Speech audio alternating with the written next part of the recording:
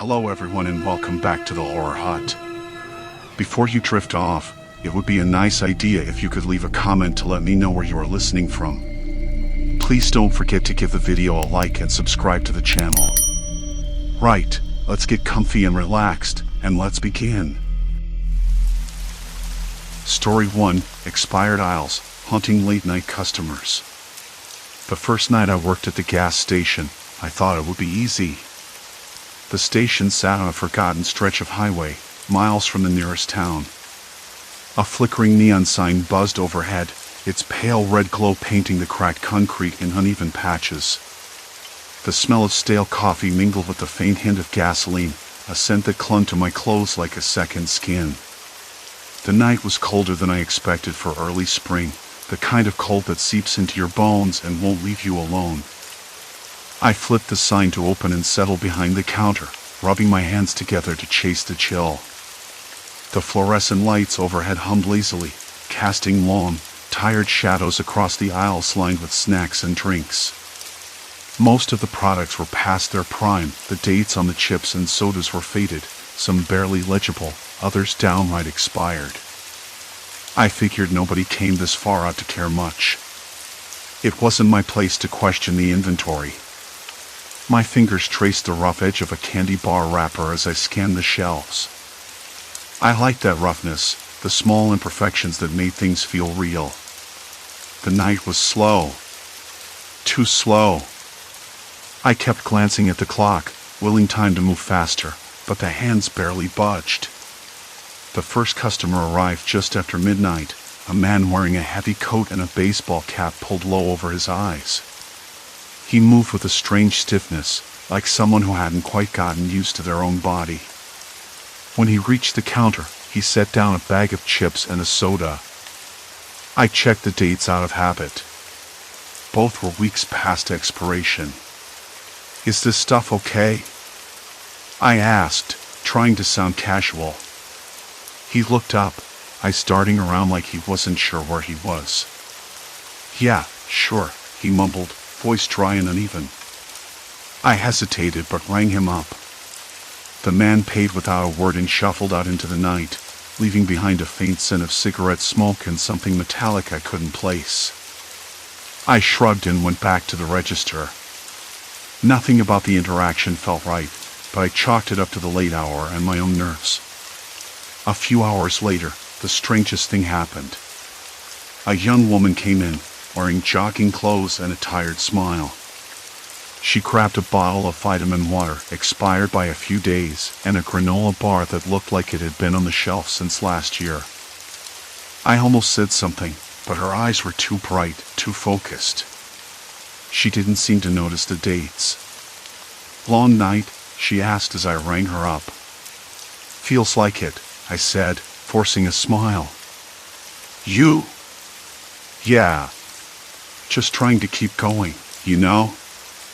Her voice was steady, but there was an undercurrent of something I couldn't name. Nervous energy? Desperation? I wanted to ask more, but the moment passed too quickly. She paid and left, the bell above the door jingling softly behind her.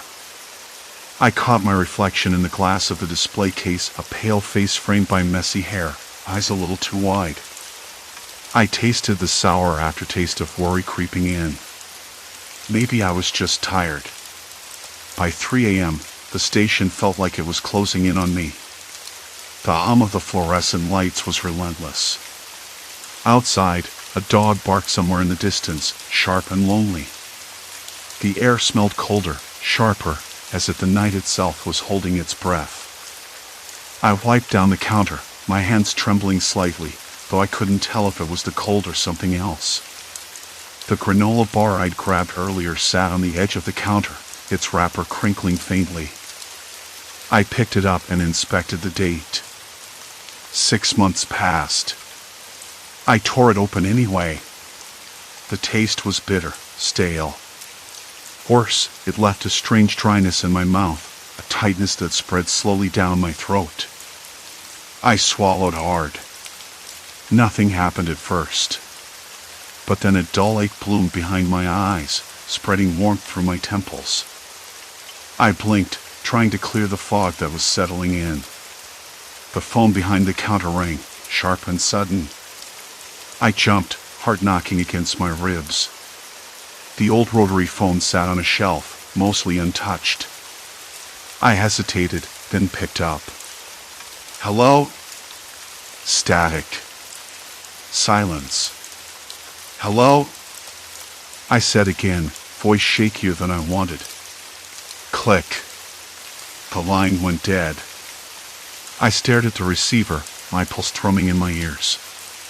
The isolation was pressing in on me now, tighter than before. The station felt less like a place to work and more like a trap. The next customer came in just before dawn. A middle-aged man with a face weathered by years of sun and wind, but his eyes held something colder, sharp and calculating. He grabbed a couple of energy drinks, both expired by nearly a month, and a bag of peanuts that looked like it had been forgotten in the back of the shelf. I rang him up, watching carefully for any sign of hesitation or discomfort. He paid without comment, but as he left, his gaze lingered on me for a heartbeat too long.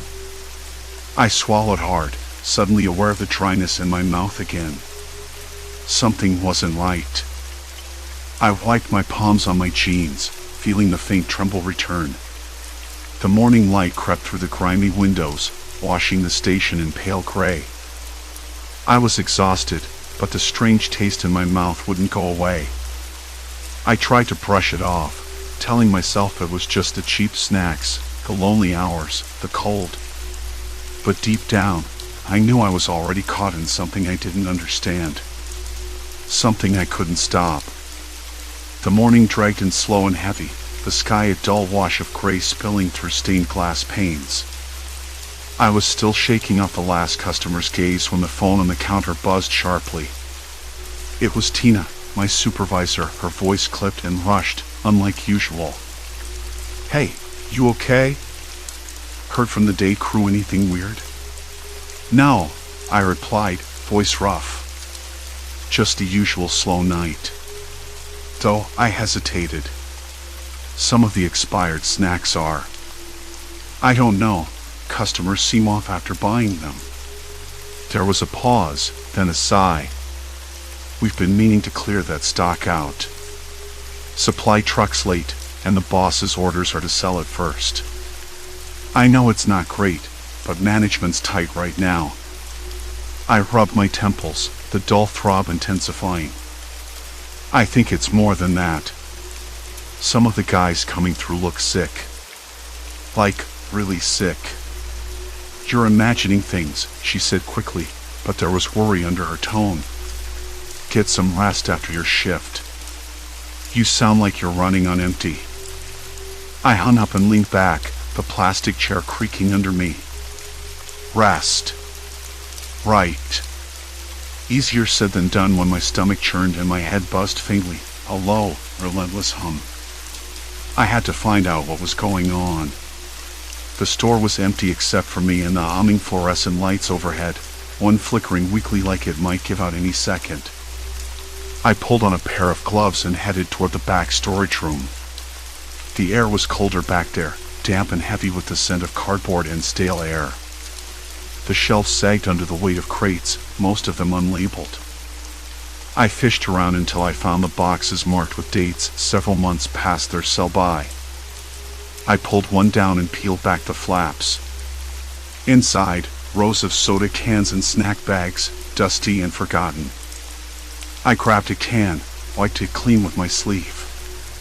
The label was faded, the expiration date nearly 6 weeks old. I popped the tab, the hiss of carbonation sharp in the quiet.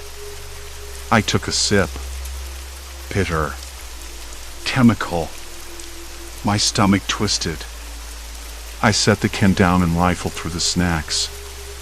Some looked swollen, the packaging puffed like balloons. Others had a faint sheen, like condensation trapped inside. I picked up a bag of chips, pressed my fingers to the plastic. It felt odd, almost sticky in places. I tore it open and sniffed. A sour, rancid smell hit me, sharp as bleach. I gagged, swallowing hard. Had I been eating this?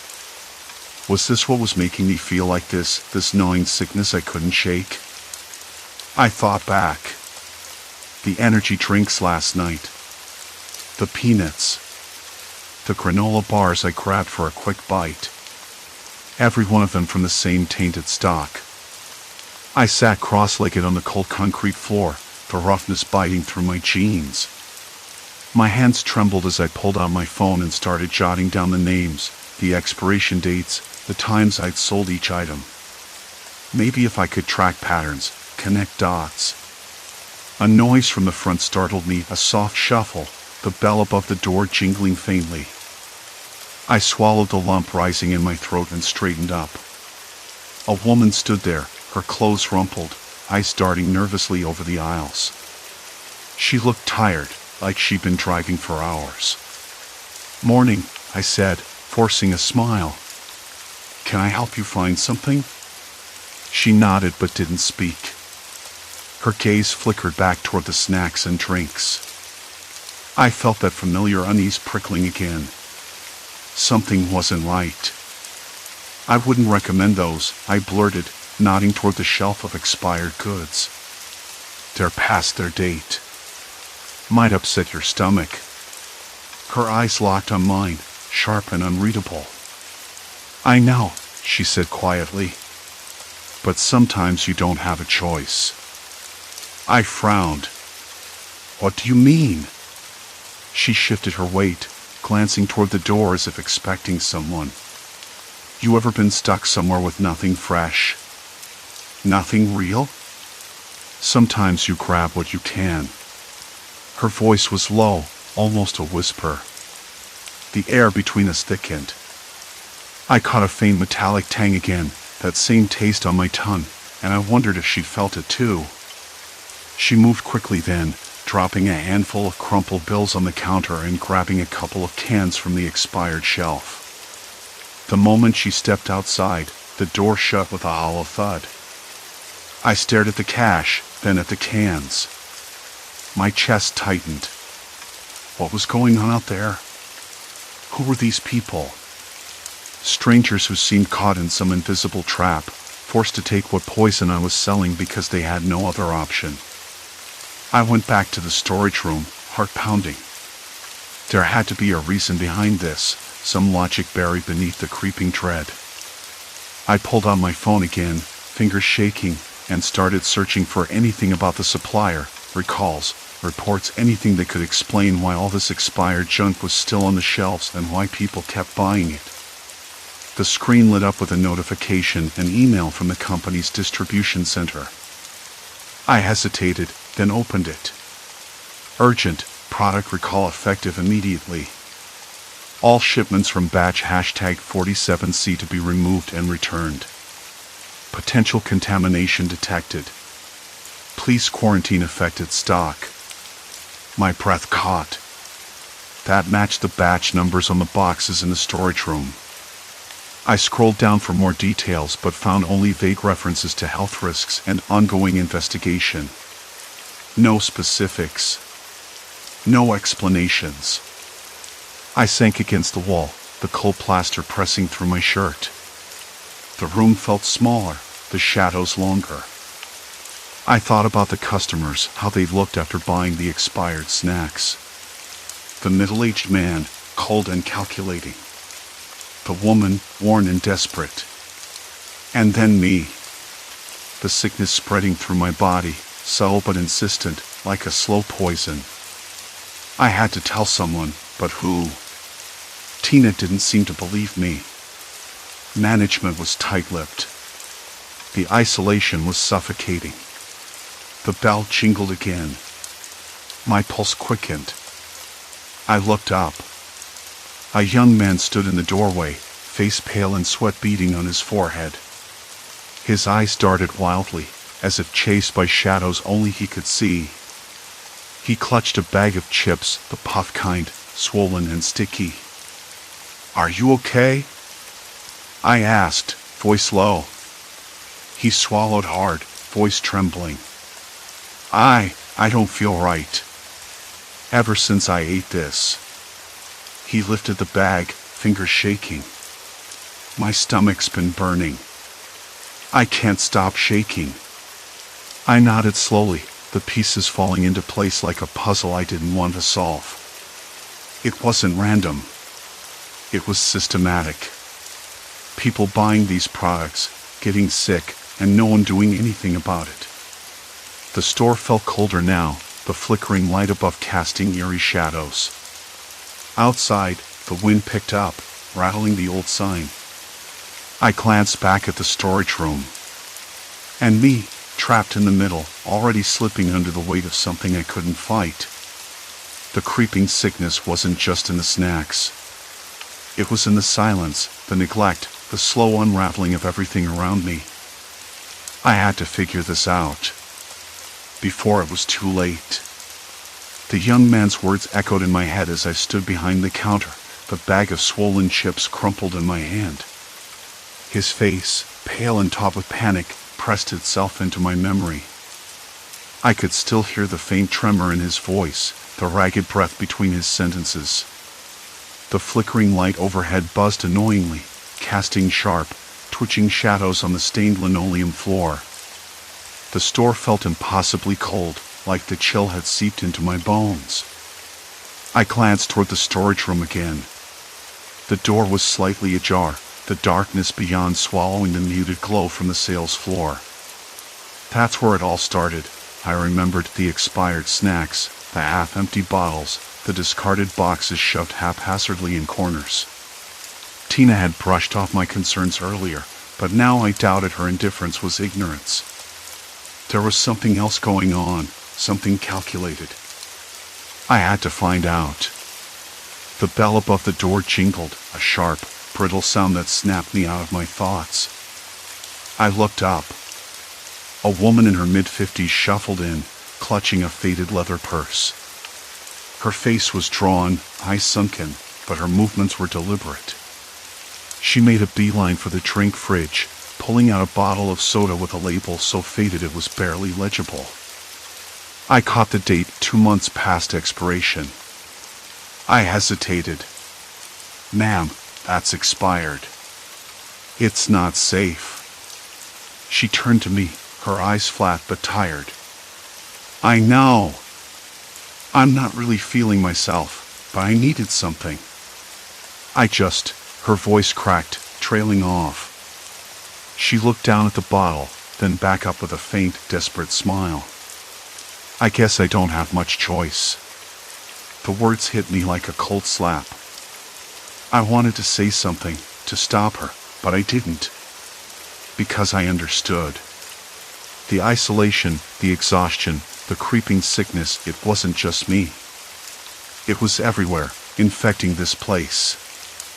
I followed her with my eyes as she moved toward the counter, her steps slow and uneven. She placed the bottle down gently, fingers trembling. "You've seen it too, haven't you?" she whispered. I nodded, swallowing hard. "Yeah. More than I want to." She leaned forward, voice dropping. "There's no escaping it. Management won't listen. They don't want to know." My pulse quickened. But why? Why let this happen? Her eyes flicked toward the storage room, then back. It's not just neglect. It's deliberate. Someone's making sure these products get out. And the customers, they're more than just sick. They're scared, confused, sometimes worse. I bit my lip, the taste of stale coffee bitter on my tongue. "Do you know who?" She shook her head slowly. "No names. But watch the deliveries. Watch the patterns. It's not random." Her words settled over me like a thick fog. I felt the first real surge of panic in days. If this was true, if someone was behind it, I wasn't just a victim anymore. I was a target. The store's old clock ticked loudly, marking each second with merciless clarity. I glanced at the back door, the only exit besides the front. Locked. always locked at night. I looked back at the woman, her eyes pleading. "What do I do?" She hesitated, then whispered, "Keep your distance from the snacks. And the drinks. Don't eat or drink anything here, not even the fresh stuff. It's all tainted." Her words hit me harder than I expected. I'd been ignoring the signs, telling myself it was just exhaustion, stress. But now, the truth was undeniable. I was poisoning myself every shift. Every sip, every bite, inching me towards something I couldn't stop. The bell jingled again. Another customer. This time, a teenager with a haunted look, clutching a half-empty energy drink. His eyes darted nervously. "Please," he said, voice shaking. "I don't want to be sick." I nodded, hands trembling. "Me neither." The store's fluorescent lights flickered violently, then steadied. Silence. Complete silence. The kind that makes you listen to your own heartbeat. I glanced around, realizing I wasn't just trapped by the building's four walls. I was trapped by whatever had infected this place, and now, me. There was no going back. No running. Only forward, deeper into the dark. And whatever was waiting in the shadows wasn't done with me yet. My breath hitched as I took another step forward, the sticky floor beneath my boots echoing in the stillness. The aisles stretched endlessly, each one a corridor of forgotten products and shattered glass. Somewhere, a distant thud reverberated, too heavy, too deliberate to be random. I froze, straining to hear more, but all that answered was the pounding in my ears. A cold draft swept past, carrying with it a faint scent, something metallic, maybe blood, or worse. I swallowed hard, the taste bitter at the back of my throat. The shadows shifted, folding into shapes that teased the edges of my vision. My fingers curled into fists, nails digging into my palms as I forced myself onward. "Who's there?" My voice cracked, swallowed by the cavernous emptiness. No reply. Just the unsettling sensation that I was no longer alone. The darkness was alive, watching. Waiting. And with every step, the weight of its gaze pressed tighter against my skin. I needed to find a way out, or at least, some answers. But the deeper I ventured, the clearer it became. Escaping the building wouldn't be nearly as hard as escaping whatever had taken root inside me. The cold draft had barely settled when the thud echoed again, sharper this time. I hadn't moved an inch since the last sound, and the silence that followed was worse. It pressed down on me, heavy and suffocating, blanketing the gas station in a weight I couldn't shake. Somewhere in the back, the overhead flickering light buzzed unevenly, casting long, twitching shadows across the cracked linoleum. The smell of stale coffee and something rancid, like forgotten meat or moldy cheese, clung to the air, making my stomach lurch. I glanced toward the corridor where the expired snacks hid, the shelves crooked and sagging under the weight of boxes long past their prime. The glass from the shattered display still glittered faintly, shards like frozen raindrops catching the dying light. My pulse hammered in my ears. I needed to know what was happening. I had to. "Hello?" My voice was low, hoarse. No answer. The silence stretched, punctuated only by the distant hum of the freezer and the occasional drip of water somewhere behind the walls. I took a step forward, then another, feeling the grit of shattered glass crunch beneath my boots. The air grew colder, more oppressive. My skin prickled. I reached the end of the corridor, where the back door stood slightly ajar. A sliver of darkness beyond beckoned. The faint scent, metallic, sharp, was stronger now. The cold bit through my jacket, but I didn't dare close the door. Maybe whoever was back there wanted me to find them, or maybe they wanted me to be trapped. I swallowed the bitter taste in my mouth and stepped through. The room beyond was cramped and cluttered, a storage closet more than anything, with crates stacked haphazardly and a single flickering bare bulb overhead. The floor was slick with spilled liquid, sticky and dark. My eyes adjusted slowly. And then I saw it, a figure crouched near the corner, hunched over a tattered box. "Hey!" My voice was steadier than I expected. "Are you okay?" The figure shifted. A man, thin and pale, eyes sunken and darting wildly. His clothes hung loose, stained with grime. He lifted a trembling hand, pointing at the box. "Snacks," he whispered. His voice cracked. "They're bad."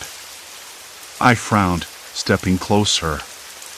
The box was filled with the same expired goods I'd been pulling off shelves all week, the ones no one else seemed to notice, the ones that tasted off but never spoiled fast enough to be removed. I thought it was just poor stock management or a broken system. But this man's fear unsettled me. Why here? Why hide? His eyes flicked toward the door, then back to me. They watch. They want to keep it quiet. We're all sick. A chill clamped my chest. Sick. The word echoed in my mind, twisting and turning. I thought of the headaches, the nausea that had crept in over the last few nights, subtle but persistent. The way my hands sometimes trembled, unbidden. And then the customers' blank stares, strange behaviors, like they were slipping away piece by piece. "What do you mean, they?" I asked, voice low. The man shook his head, eyes wild as if afraid of attracting some unseen attention. "The bosses. The owners. They don't care. They never cared. The expired stuff, it's poison. Slow and steady. They sell it to keep costs down, keep profits up. People get sick, disappear. No one asks questions." His words felt like a punch to the gut. I wanted to deny it, to say it couldn't be true, but my body betrayed me. A wave of nausea hit, sharp and sudden, and I gripped the cold crate to steady myself. "Why are you still here?" My voice cracked. He managed a bitter laugh, one that didn't reach his eyes. "Because I wanted to warn someone. I didn't want to be the only one. But now I don't know what to do." The light flickered again. Shadows shifted. I could hear the faint scrape of footsteps somewhere beyond the storage room, slow and deliberate. Not far. Panic pricked at the edges of my mind. I glanced toward the door. We weren't alone. "Listen," I said, voice low and urgent. "We need to get out. Find help." He shook his head, eyes wide. "No help here. No one outside will believe us. No one will come. If they knew." A harsh click sounded as the door handle began to turn. My heart slammed against my ribs. The man's face went pale. "Hide," he whispered, grabbing my arm and pulling me toward a narrow gap between crates. The darkness swallowed us as the door creaked open.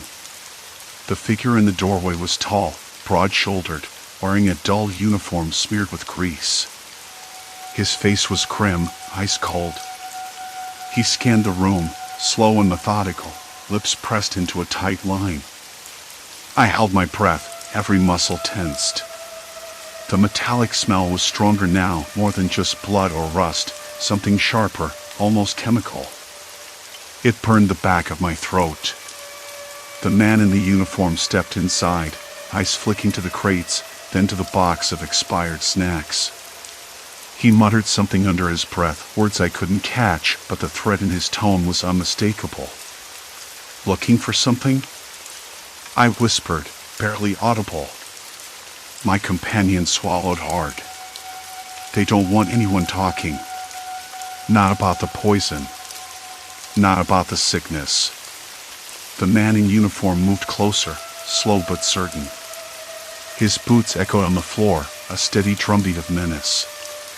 The light flickered again, and I caught a glimpse of his face, features tight, expression unreadable, a shadow of something darker lurking beneath the surface. I knew then that this wasn't just negligence or greed. It was deliberate. A silent war waged in the cracks and corners of this forgotten outpost. And I was trapped in the middle of it. I squeezed my eyes shut, the scent of chemicals and decay filling my lungs. My head throbbed, vision swimming. The sickness was no longer just in my body, it was in the air, in the walls, in every poisoned smile of the customers who'd come through these doors. "We have to get out," I breathed, voice barely a whisper. But the man in uniform was already moving toward us, and the shadows were closing in fast. Silence. Complete silence. Until a sharp, rasping breath cut through the stillness. And then, the door slammed shut. My hand shook so violently I could barely hold my own weight. The cold pressed in from every side, relentless and unyielding. My stomach rolled, twisting in knots as panic clawed upward. I wanted to scream, to run, to fight, but I was frozen, trapped, and the poison was winning. The door slammed shut behind me with a finality that knocked the breath out of my lungs. I leaned heavily against the counter, the rough edges of the chipped paint scraping against my palm. The stench of stale coffee, chemicals, and something sour, something rotten, was suffocating. It wasn't just a smell anymore. It was a warning. I swallowed hard, tasting the metallic edge of nausea at the back of my throat. The man in uniform had been moving toward us, but then, nothing. No voice, no footsteps, no sign. Only silence. Complete silence. That rasping breath I heard, was it real? Or just my mind fracturing under the weight of this place? I couldn't tell anymore. The line between what was happening and what I feared was blurring. The sickness had seeped into my thoughts, twisting them, making me question even my own senses. I wanted to run. I wanted to escape this nightmare, but my legs refused. I was trapped. I sank to the floor, back against the cold wall. The buzzing light overhead hummed in my ears, a relentless drone that seemed to echo the pounding in my skull.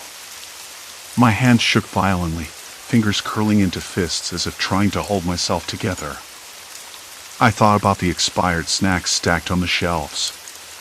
The tainted drinks, the sour candy, the cracked seals on bottles that nobody ever bothered to check. They weren't mistakes. They were Tool. Slowly poisoning everyone who entered this place, including me. But why? Who would do this? And how had I not noticed sooner? I closed my eyes, trying to steady my breathing. The sickness had spread beyond my gut and limbs. It was now a fog in my mind. Memories tangled with fears. Faces of customers I'd seen, eyes glassy, smiles too wide, voices slurred in ways that didn't make sense. I'd watched them change, day by day, bite by bite, sip by sip. And yet I hadn't connected the dots until it was too late. The night dragged on. I don't know how many hours passed, only that eventually my body gave into exhaustion. I woke somewhere between sleep and wakefulness, the harsh light still flickering overhead, the cold still gnawing at my skin. My vision blurred, the sickness was a dull throb in every joint, a steady rhythm of decay. I forced myself up, legs unsteady beneath me. I needed air, clarity, something to break this spiral. Outside, the desert wind whispered through the cracked windows, carrying a faint smell of dust and burnt sage. The world beyond the gas station seemed impossibly distant, like a different life altogether. I pulled on my jacket, the fabric rough and stiff against my clammy skin. The door to the back storage room was ajar, the dark space inside smelling of mold and old cardboard. I remembered the boxes I'd seen before, the shipments of snacks and drinks, all past their dates, all marked with strange symbols I hadn't understood at first but now recognized as warnings. I stepped inside, the floor creaking beneath my weight. My fingers brushed against a box, and I pulled it down. The label was smeared, but I could make out the name of the distributor, one I'd never heard of, and none of the usual brands. A small piece of paper taped to the side caught my eye. It was a list of batch numbers and dates, some crossed out, others circled. The handwriting was hurried, almost frantic. I traced the numbers with a trembling finger. They matched the products on the shelves. Suddenly, the door behind me creaked shut. My breath hitched. I spun around, heart hammering. No one was there. Just the cold shadows and the faint hum of the freezer in the corner. I pressed my back against the door, hands slick with sweat. The sickness was not just poisoning people physically, it was a form of control, a slow erosion of will and clarity. A silent manipulation. And I was caught in it. I realized then that escape wasn't just about leaving the building. The poison was in me now, woven into my cells like a parasite. No matter how far I ran, it would follow. My phone buzzed in my pocket. The screen was cracked, the battery nearly dead, but the message was clear: don't trust the others. They're already lost. I barely remembered sending it. The weight of that message settled over me like a stone. I was alone in this, surrounded by people who had been changed, and a system that thrived on decay.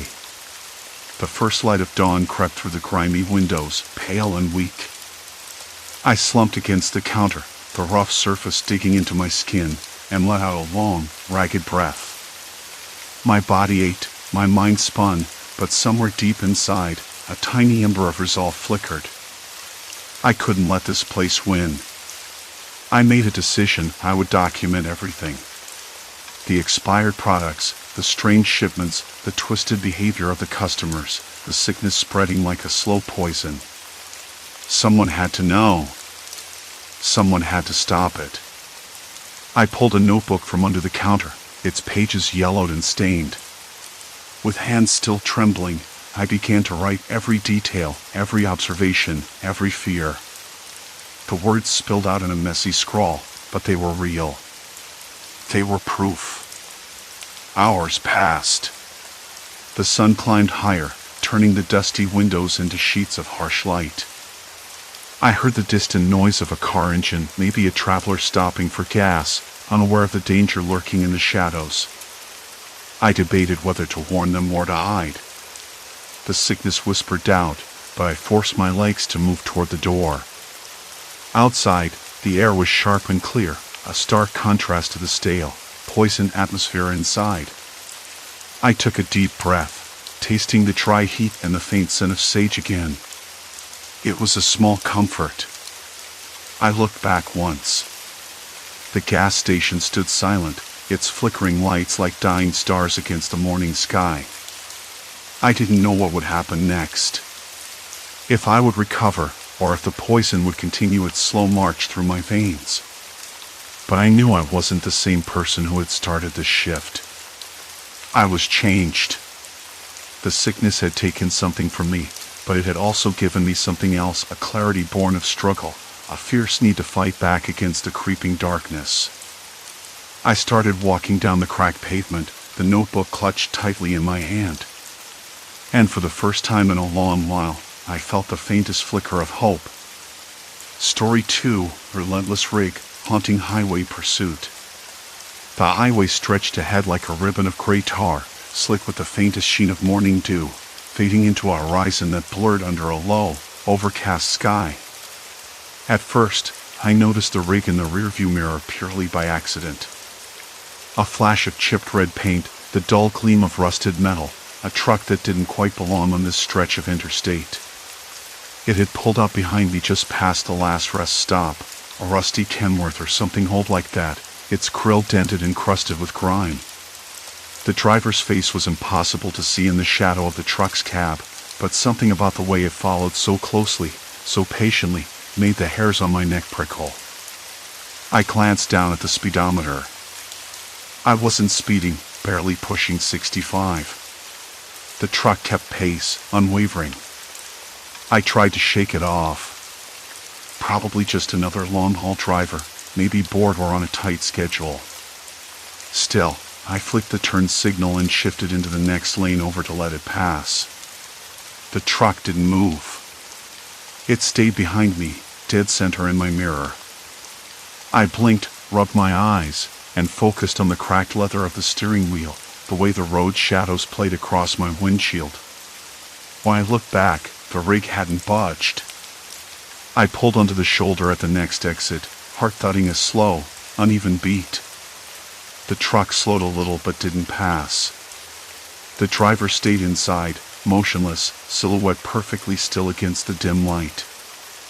I caught the faint smell of exhaust, oily and sharp, mixing with the sweet rot of wet leaves pressed against the roadside. My fingers tightened on the wheel, knuckles white. Maybe it was nothing. I told myself that, though the knot in my stomach didn't untangle. I started driving again, this time faster, but the truck matched my speed without hesitation. It didn't even blink, or at least, the driver's head stayed rigid, unyielding, as if carved from stone. I glanced at the side mirror. The truck's massive shadow swallowed the lane beside me. The tires churned up small pebbles and dust, the low rumble of its engine a constant growl in the background. A quick glance at the dashboard clock told me I'd been on the road since 4 a.m. I must be tired. That's what it was. Fatigue playing tricks. I exhaled hard, tasted the stale air in my mouth. I leaned back, trying to stretch my neck, but the rig stayed glued to me like a shadow. The highway signs rolled past, "Welcome to Kansas, next gas 30 miles," but the scenery felt oddly muted, as if the world had been drained of color. The clouds hummed low, too low, pressing down like a weight. I turned on the radio to break the silence. A soft voice crackled through static, a country station playing some old tune about lost love and dusty roads. The truck followed still. No blinker, no lane change, no hint it intended to pass or leave me alone. I tried the horn once, just a quick tap. Nothing. The truck didn't flinch. I winced at how loud it sounded inside the cab, then tried again, longer this time. The rig's brake lights flickered, but it didn't slow or move aside. By now, my hands were slick with sweat despite the cool air from the cracked window. I reached down for the glove compartment, the familiar clink of loose coins and an old parking ticket from Denver reminding me of the trip's start. I wanted to call someone, but my phone was dead, forgot to charge it last night. Great. Just great. I pulled into a rest area, heart hammering, and parked near a cluster of faded picnic tables. The truck parked a few spots behind me, engine idling low like a growl in the distance. I stepped out, the gravel crunching under my boots, the air cooler here, sharper with the scent of pine and damp earth. The driver didn't move, didn't get out or even open the window. I squinted toward the cab, but the tinted glass kept the interior a shadowed mystery. "Hey," I called out, voice hoarse. "Everything okay?" No answer. No movement. Just the hum of the engine and the distant chirping of birds. I waited, scanning the horizon, trying to find some rational explanation. Maybe the driver was sleeping, or the truck had broken down. But after a few minutes, the engine didn't die, and the figure remained unmoving. I stepped back inside my car, locked the doors, and tried the dash again. Curious, I pulled out my wallet and flipped open the glove box's old map, tracing the route with my finger. Kansas was halfway through the drive, and the truck had been tailing me since Nebraska. I pulled my phone out again and, after a few failed attempts, managed to power it on. Weak signal. I typed in the truck's license plate number into a search engine, just to see if the company name would pop up. The page loaded slowly, then froze. Finally, a cached business directory came through, listing the company as Hawthorne Freight Lines. The problem? The company had been shut down nearly 5 years ago after a series of safety violations and a messy bankruptcy. The website even had a news article about the shutdown, dated years before the rig started following me. I blinked at the screen. That can't be right. I refreshed the page, but the same information appeared. The license plate was registered to a company that no longer existed. I looked out the window at the truck again.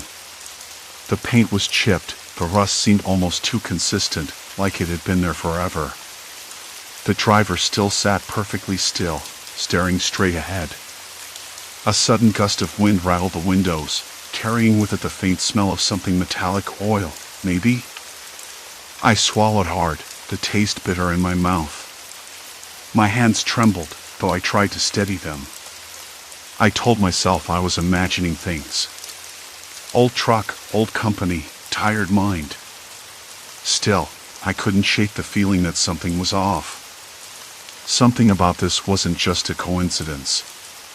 The rig's brake lights flashed once more, then twice, and I realized with a cold prickling at the base of my skull that this was no accident. The rig's brake lights flashed twice more, and I forced myself to blink away the cold prickling crawling up my neck. I glanced into the rearview mirror again. The driver hadn't moved. Not a blink. Not a twitch. Just those dull, unchanging eyes fixed forward, as if the road itself were a hypnotic spell. My pulse picked up. I told myself to breathe. Slow and steady. But my breath came short and ragged, like the engine's sputter on a cold morning. I flicked on the turn signal and eased onto the next exit ramp, hoping the truck would follow. It did. Of course it did. The rig lumbered down the exit, its massive tires thudding against the asphalt with a dull, relentless rhythm. The driver's face, when I caught a glimpse in the side mirror, was a blur, no features, just a pale shape behind the dirty windshield. The rust on the rig looked almost deliberate now, as if it had been left untouched, preserved in decay. I pulled into a dimly lit gas station a few miles down. The fluorescent lights buzzed overhead, flickering intermittently, casting long, jittery shadows across the cracked concrete. I killed the engine and sat frozen for a moment, the noise of the world around me suddenly sharp, the distant rumble of a semi on the interstate, the faint hiss of an air compressor, a dog barking somewhere behind the station. The truck's taillights appeared in my peripheral vision, slow to turn off. It idled just beyond the pumps, the driver still motionless. I watched as a small, indistinct figure slipped out of the cab and disappeared toward the back of the rig. My stomach twisted. I blinked hard. Maybe I was seeing things, too tired, too jumpy. I stepped out into the cold night. The air was sharp, smelling of gasoline and wet asphalt.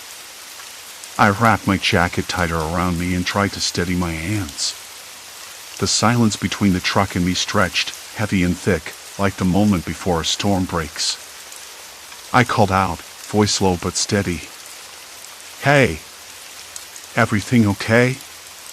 No answer. Just the soft hum of the station's neon sign and the faint scrape of tires on concrete. The truck's door creaked open again, and the driver stepped down, slow, deliberate. The figure was taller than I'd guessed, shoulders broad beneath a faded denim jacket that looked like it hadn't seen a wash in years. The man's face was nearly hidden in shadow, but his eyes caught the light, dark, unblinking, unreadable. I swallowed, trying to sound casual. "You've been following me for hours." "Why?" He tilted his head slightly, like a dog assessing a stranger. Then, without a word, he turned and started walking toward the convenience store. His steps were heavy but quiet, the soles of his boots barely making a sound on the cracked pavement. I hesitated, heart thudding so loud I thought the whole station might hear. Part of me screamed to lock the doors and drive away, but another part, curiosity, maybe desperation, pushed me to follow. I stayed just out of reach, watching him move between flickering lights and rows of soda machines. Inside, the store smelled of stale coffee and cold sandwiches. The man lingered near the back, his shadow long against the linoleum floor. I caught a glimpse of something in his hands, a folded piece of paper, yellowed and creased. He glanced around, then tucked it into his jacket pocket. I stepped closer, voice low. "What's your name?" He didn't answer. Instead, he turned abruptly and left, the automatic doors sliding shut behind him with a hollow clang. Outside again, the night felt colder. The truck was gone. I blinked, heart skipping. Had he left? Or was he hiding just out of sight? I climbed back in my car, locking the doors with a click. My fingers trembled as I started the engine. The radio crackled to life, a late-night talk show host droning on about weather and traffic. It all felt distant, surreal. Then my phone buzzed. A text. Unknown number. I froze. The message was simple. "We're watching." My breath caught. The screen glowed in the dark, the words stark and cold. I looked out the window. The road was empty. No headlights in sight. But I knew better. I didn't sleep that night. I sat in the driver's seat, engine idling, fingers tapping the dashboard.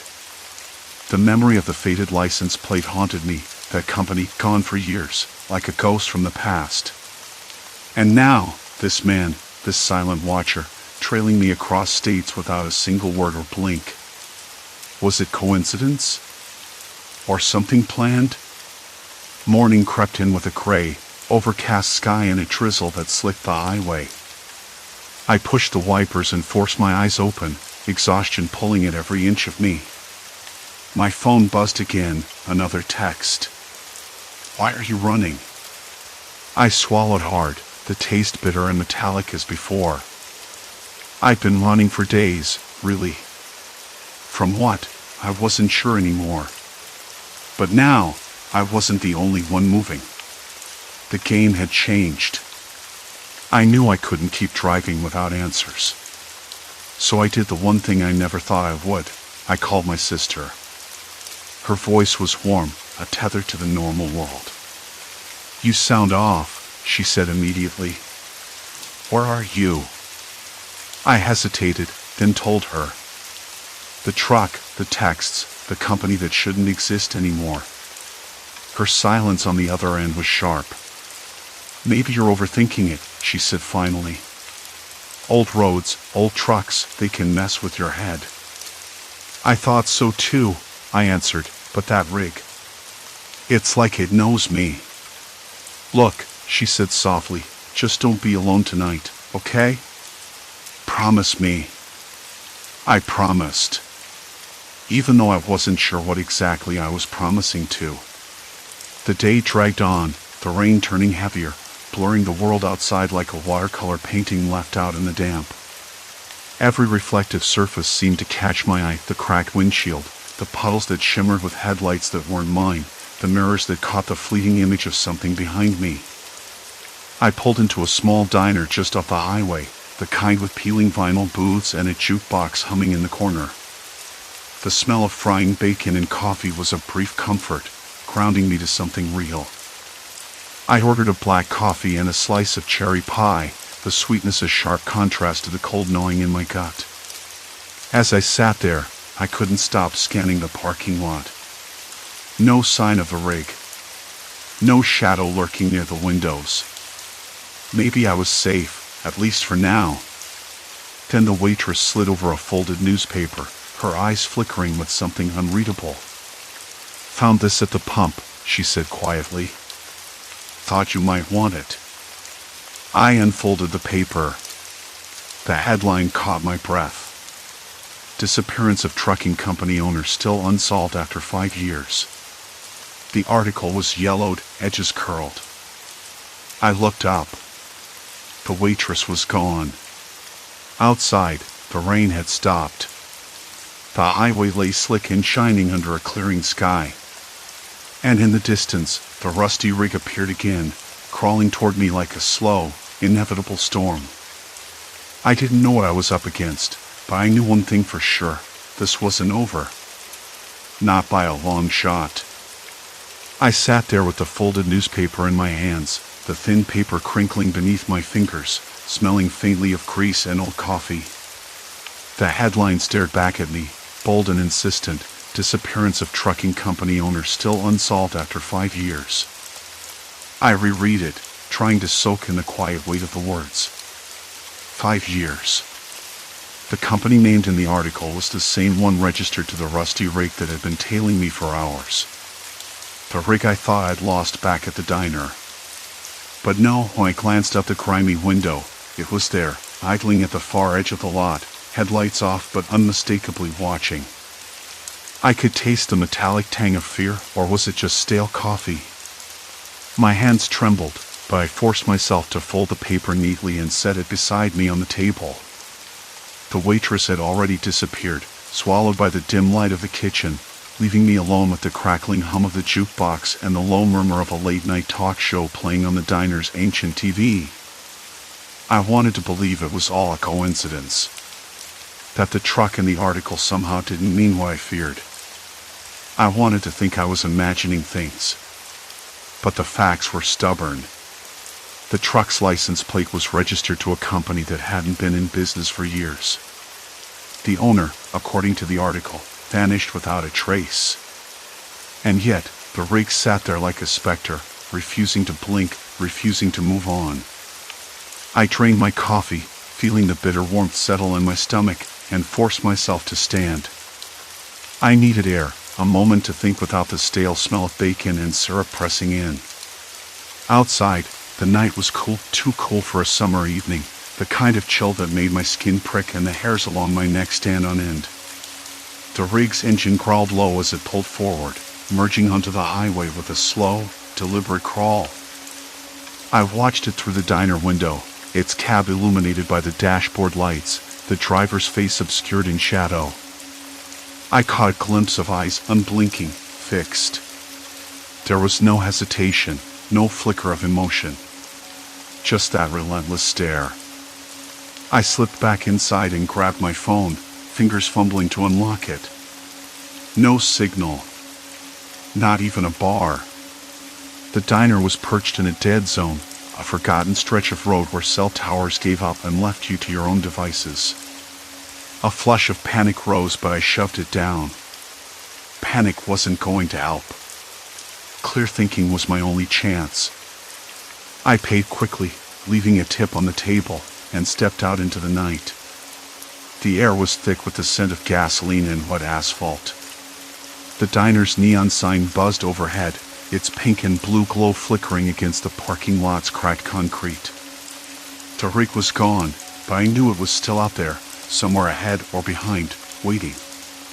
I climbed into my car and started the engine, the familiar rumble a small comfort.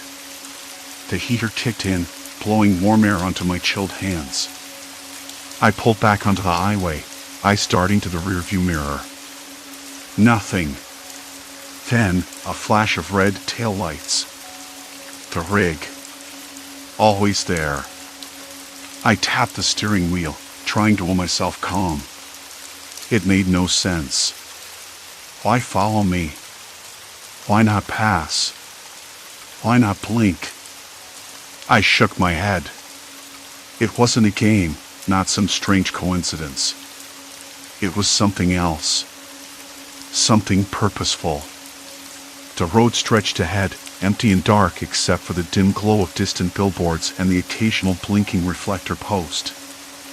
I tried to remember the last time I'd seen another car besides the rig. Hours ago? Maybe longer. The isolation was suffocating. Suddenly, the rig's headlights flared to life behind me, suddenly blinding. I squinted, heart pounding as the light forced me to the right shoulder. The truck slowed, matching my pace, its engine a steady, ominous growl. The driver's window rolled down with a slow mechanical roar. A voice, low and steady, drifted through the night air. "You lost?" the voice asked. I swallowed, the lump in my throat thickening. "No. Just passing through." "Funny place to be passing through this late," he said, tone casual but heavy with something else. "Not many folks heading this way these days." I nodded, though he wouldn't see it. The truck idled there, shadows deepening in the cab, the driver's face still impossible to read. A man, I thought. Definitely a man. But something about him was off, too quiet, too still. "Look," I said, my voice firmer than I felt, "I don't want any trouble. Just let me go." The truck's engine revved, then dropped back to a slow rumble. "Nobody's going anywhere until I say so," the voice said. "You got questions. I got answers. But first, you gotta hear me out." I blinked, a cold sweat breaking out across my forehead. "Answers? What kind of answers?" I wanted to say no, to slam the gas and disappear into the night, but the truck blocked the road like a wall, solid and immovable. The driver's window rolled back up. The rig's lights dimmed again, and it began to move forward, slowly, nudging me along the shoulder. I followed, trapped in a slow, creeping dance on the edge of the highway, the rig never leaving my side. My mind raced. Why now? Why me? What did this man want? The newspaper article, the company's disappearance, it all clicked into place with a grim finality. This wasn't about coincidence.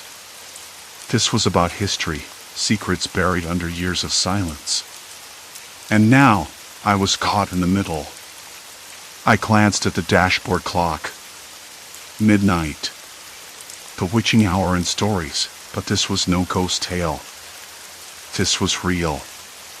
Too real. The rig's taillights stretched ahead like twin eyes in the dark, unblinking and unyielding. I considered my options. I could pull over at the next exit, call the police if I got a signal. But what if the driver was waiting there? What if he had friends? Or worse, what if this was a trap? The highway disappeared behind a curve, swallowed by the night and the rising fog. A sign flickered ahead, "Welcome to Redstone County." The name was unfamiliar, but the chill down my spine was not. The rig slowed again, pulling off at the same exit. I hesitated, fingers tightening on the wheel. But something in me, call it stubbornness or foolishness, made me follow. We rolled into a small town that seemed forgotten by time. The streets were empty, the storefronts dark, windows boarded or cracked. A dense fog clung to the edges of the abandoned roadside diner, swallowing every sound but the distant hum of a restless night. The rig stopped in front of a weathered building with peeling paint and a faded sign, Redstone Freight and Transport. The irony wasn't lost on me. The same company that had been shut down years ago, owned by the man who vanished. The driver killed the engine. Silence. Complete silence. I looked over, saw his face for the first time in the dim light, pale, sharp, eyes like chips of ice. He nodded toward the building. "Come in," he said. "It's time you learned the truth." My throat dried out. I wanted to refuse, to run, but the road behind me was empty, the night swallowing my escape. The rig was the last vehicle I'd seen for miles. There was no turning back. Not now. Not ever. I stepped out of the car into the cold night air, the gravel crunching beneath my boots. The door creaked open before I reached it, inviting me into the shadows. I swallowed hard and crossed the threshold. The light inside was dim, a single bulb swinging gently overhead, casting long, twitching shadows. The air smelled of oil and dust and something else, something faintly metallic and bitter. He was waiting. The man from the rig. The man who wouldn't blink. "What you want from me?" I asked, voice barely more than a whisper. He smiled, a slow, deliberate curl of the lips that didn't reach his eyes. To set things right. And you're the key. I stared, my mind spinning. I had no idea what that meant. But one thing was clear, my cross-country trip. The rake's taillights vanished just past the last turnoff, swallowed by the thick fog rolling in from the east. For a moment, I thought it was over, that the truck had peeled off, finally giving me space to breathe. My fingers loosened on the wheel, the tension draining like the warmth from my skin. But then, headlights flickered in the distance, low and steady, creeping back onto the highway. Same rig. Same driver, a shadowed silhouette that didn't blink, didn't flinch, just stared straight ahead as if the road was a tether he refused to break.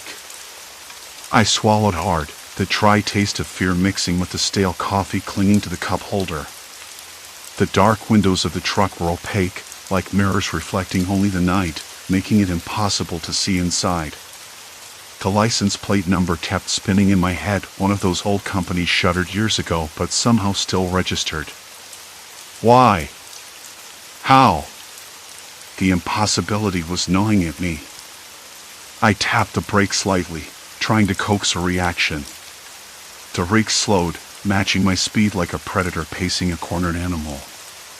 It didn't swerve or signal, just stayed locked on me. The highway stretched ahead, a ribbon of black asphalt slick with dew under the pale glow of the moon, lined by skeletal trees whose branches scraped the sky like bony fingers. I glanced in the rearview mirror again. The driver's face was a pale smudge, expressionless, eyes fixed forward. I knew I should have pulled over hours ago, maybe called someone, but the phone was dead, no bars, just a blinking no-service icon mocking my panic. The town of Redstone lay behind me now, a ghostly silhouette of boarded windows and silent streets.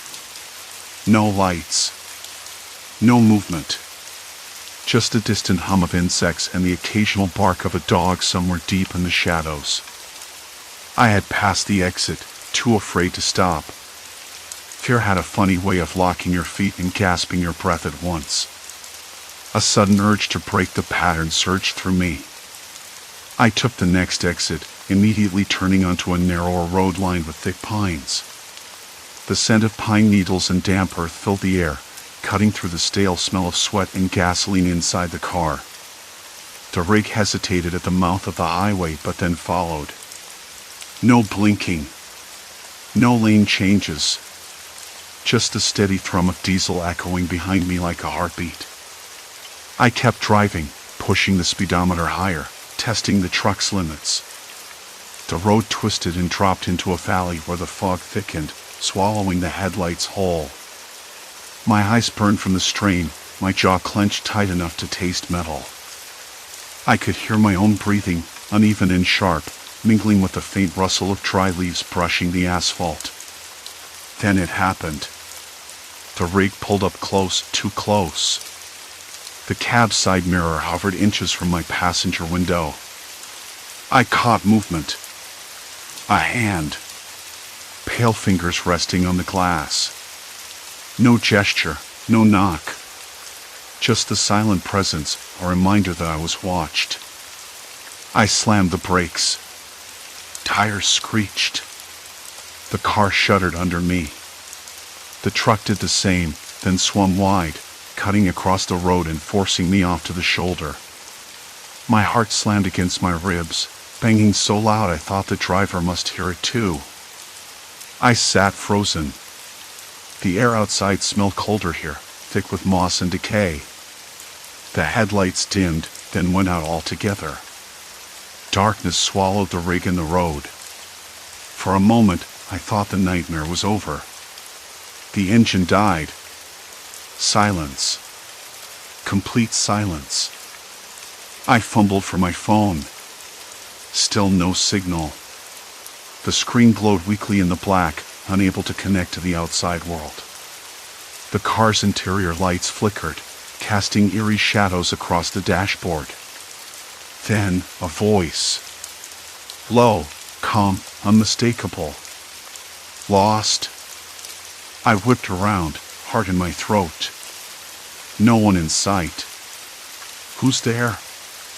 I whispered, voice cracking. The voice came again, closer this time, but still no shape. "You shouldn't have followed." The hairs on my neck prickled, cold sweat slicking my palms. I tried the door handle. Locked. The windows too. The car was sealed tight. The truck's engine roared back to life, headlights flashing on, blinding me. Its silhouette emerged from the fog, massive and unmoving like a wall. I slammed my hands on the steering wheel, desperate to think, to act.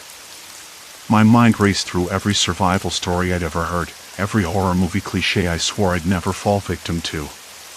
But this wasn't fiction. This was a dark, cold reality that wrapped around me like chains. The voice whispered again, almost a breath now. "You don't belong here." The radio crackled to life with static, then a voice, distorted, but clear enough to send ice through my veins. "You've been watched. Tracked. The company you're chasing? It never really died. You're in deeper than you realize." The truck's driver leaned out the window, face half hidden in shadow but eyes glowing with a strange intensity. It wasn't anger or rage. It was something colder. Calculated. Like a man who had waited years for this moment. I forced my voice out, steady despite the shaking inside. "Why me? What do you want?" The sun was dipping below the horizon, the sky bruised with streaks of purple and orange, when I finally pulled off the interstate. My hands had cramped around the steering wheel for what felt like hours, the tension grinding deep into my muscles. That rusted rig was still there, idling behind me like a shadow I couldn't shake, the driver's blank stare fixed in the rearview mirror. I took the exit, heart hammering, and eased onto the side road, the cracked asphalt rough under the tires. The truck followed. No hesitation. No blink. Just that same relentless, unchanging presence.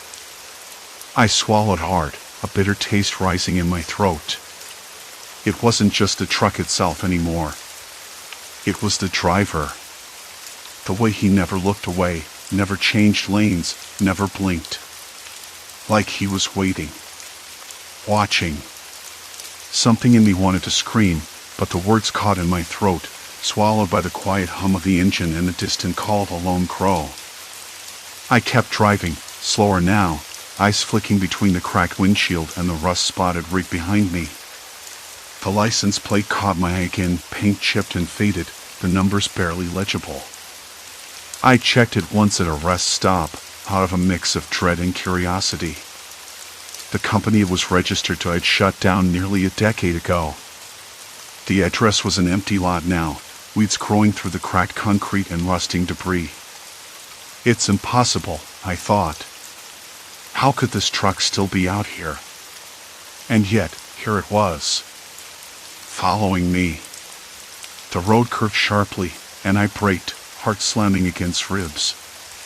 The rig slowed too but didn't turn. The driver's face, it was hard to tell in the fading light, but I thought I saw the faintest twitch of a smile. Or was it just my imagination?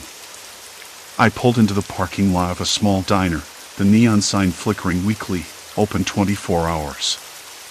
I needed a break, air that didn't taste like tension and fear. The rig slowed behind me, stopping at the far edge of the lot. I watched the cab's outline, the rust glinting faintly. The driver remained still, motionless, like some statue made of metal and shadows. Inside, the diner smelled like stale coffee and old grease, a comforting mix that grounded me.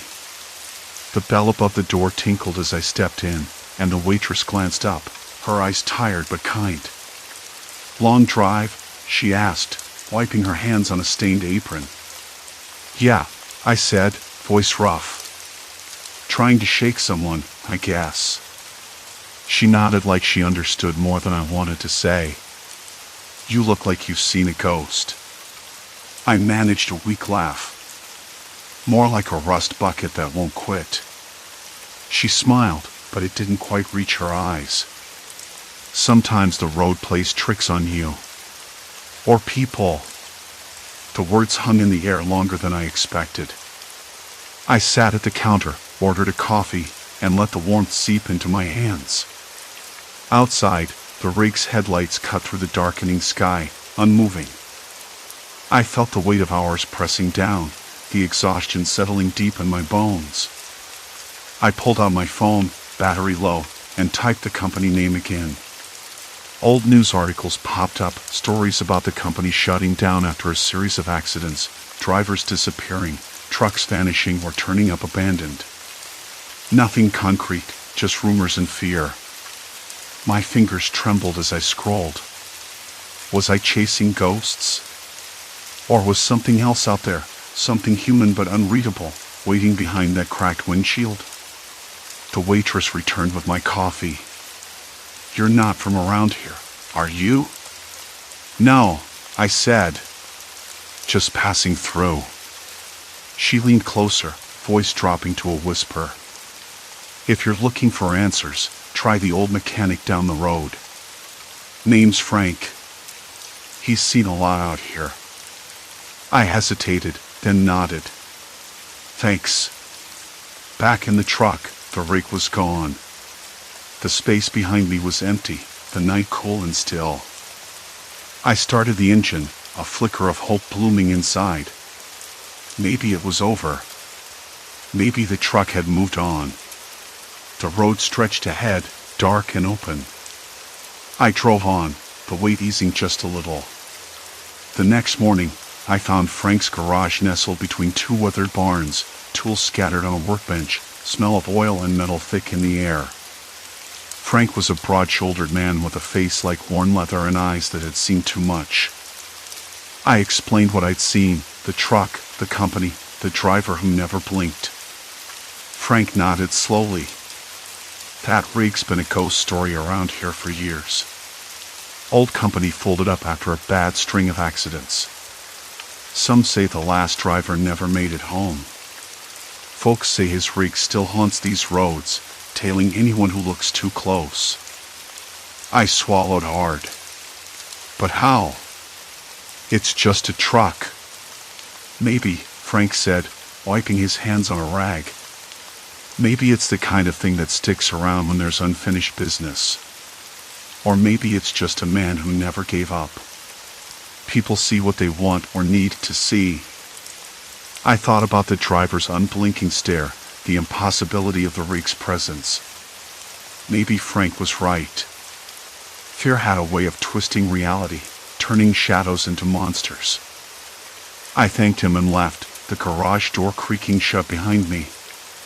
The road awaited, endless and indifferent. Hours later, I stopped at a rest area, stretching my cramped legs. Behind me, the interstate buzzed with traffic, but no rusted rig lurked in the distance. For the first time in what felt like forever, I exhaled. The experience had gnawed me, but it had also changed me.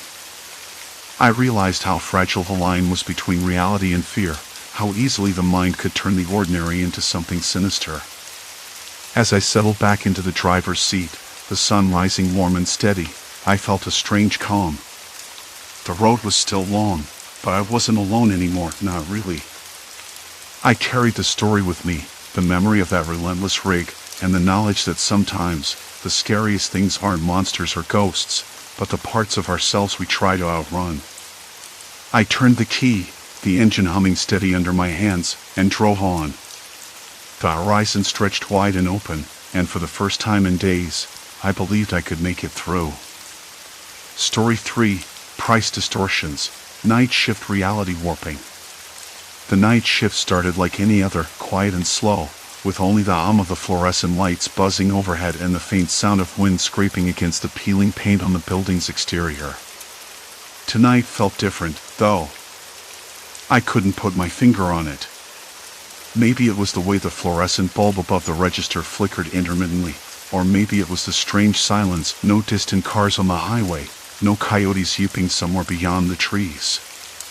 just the occasional buzz of an old neon sign trying to stay alive. I shrugged it off. Night shifts were always a little eerie, especially here, miles from the nearest town. The gas station was one of those places that seemed frozen in time. The linoleum floor was cracked and sticky near the entrance, the paint on the walls chipped. The store smelled like a mix of motor oil and cheap candy, with a faint undertone of something metallic that I couldn't quite place. I flipped the sign on the door to closed, took my coat off, and settled behind the counter with a tired sigh. The old radio crackled softly in the background, playing some country station I never liked but was stuck with. I pulled out my phone to check the time. 12:07 a.m. I wasn't expecting any customers for a while. Usually the only visitors this late were truckers looking for a quick snack or the occasional lost traveler. I liked the solitude, the rhythm of the night shift. It gave me time to think, or at least, it used to. Around 12:15, the first odd thing happened. I noticed the prices on the pump outside had changed. Not just a small adjustment, something was off by nearly 10 cents per gallon more than what was on the digital board inside. I blinked and rubbed my eyes, thinking maybe the display was malfunctioning. I stepped outside, the cold biting at my cheeks, and checked the pump again. The numbers were still different. I went back inside and glanced at the register screen. The prices matched the inside board, not the pumps. That didn't make sense. I double-checked the manual price sheet taped behind the counter. The numbers agreed with the register, not the pump. I thought maybe a glitch in the system, but the pumps were digital and usually synced instantly. I pressed the buttons to cycle through the pump displays, but the mismatch remained. A small knot tightened in my stomach. No customers yet. No one to distract me. At 12:40, a car pulled up. I watched through the grimy window as a man stepped out, tall and thin, wearing a dark hoodie that obscured his face. He moved slowly toward the pumps but kept glancing over his shoulder, like he was nervous. It was the kind of behavior that made the hair on the back of my neck stand up. I forced a casual smile and nodded in greeting when he glanced inside. He didn't answer. Just paid without a word, then turned and walked past the store entrance toward the back. I frowned. The back door was locked and alarmed I was the only one with the code. I kept watching as he fiddled with the door handle for a moment, then gave up and went back to his car. He drove off without stopping inside. Weird. I kept checking the security cameras on the screen behind the register. Nothing showed him trying to break in, but the angle was limited. I made a note to check the locks in the morning. The night carried on. At 1:15, another oddity, the snack aisle seemed wrong. The shelves didn't look like they usually did. I know that sounds strange, but certain items I could swear had been in one place were now shifted. The row of chips closest to the door had been swapped with candy bars from the opposite end. I told myself it was nothing, that maybe the daytime clerk had restocked the shelves differently. Still, the store felt smaller, almost cramped. I stood up and walked the aisle, running my fingers along the plastic wrappers, trying to shake the feeling that I was missing something. The fluorescent lights flickered again, and a low buzz filled the room. I glanced at the clock. 1:18 a.m. The radio cut out suddenly, replaced by static, then silence. I hit the button to change the station, but the dial was unresponsive. The silence stretched. I pulled open the cooler door to grab a soda. The cold air rushed out, sharp and biting. I could hear my own breathing, loud in the quiet. "Hello?" I muttered, half joking, half worried. The store was empty except for me, or so I thought. Another car pulled up at 1:30, this time a beat-up sedan with cracked windows. A woman stepped out, her footsteps slow and deliberate as she made her way inside. She was wrapped in a thick coat, her face pale and drawn. She looked around like she didn't quite believe where she was. "Just a coffee, please," she said softly, her voice barely above a whisper. I nodded, reaching for the pot behind the counter. The coffee smelled bitter but warm. I poured her a cup and set it on the counter. "Long night?" I asked, trying to make conversation. She shrugged, eyes darting toward the door. "Something like that." There was a pause, then she added, "This place, it feels different tonight." I blinked. "Yeah. How so?" She hesitated, then shook her head. "I don't know. Like the walls are closing in or something. Like time stretched out weird." I laughed, a little forced. "You've been driving too long." She smiled weakly but didn't argue. As she left, I noticed the price on her receipt. It was higher than it should have been, matching the pump outside instead of the register's usual rate. I frowned again. Maybe the register had a glitch after all. The rest of the night passed in a blur of quiet moments and small, creeping oddities. The layout of the aisles seemed to shift each time I turned around, subtle changes that were impossible to track but made me feel off balance. A candy bar that had been on the left shelf earlier was now on the right. The clock on the wall ticked a second slower than the one on the register. The air felt heavier, as if I was breathing through a thick fog. I caught myself checking the locks on the doors more often than usual, my fingers brushing the cold metal with a nervous twitch.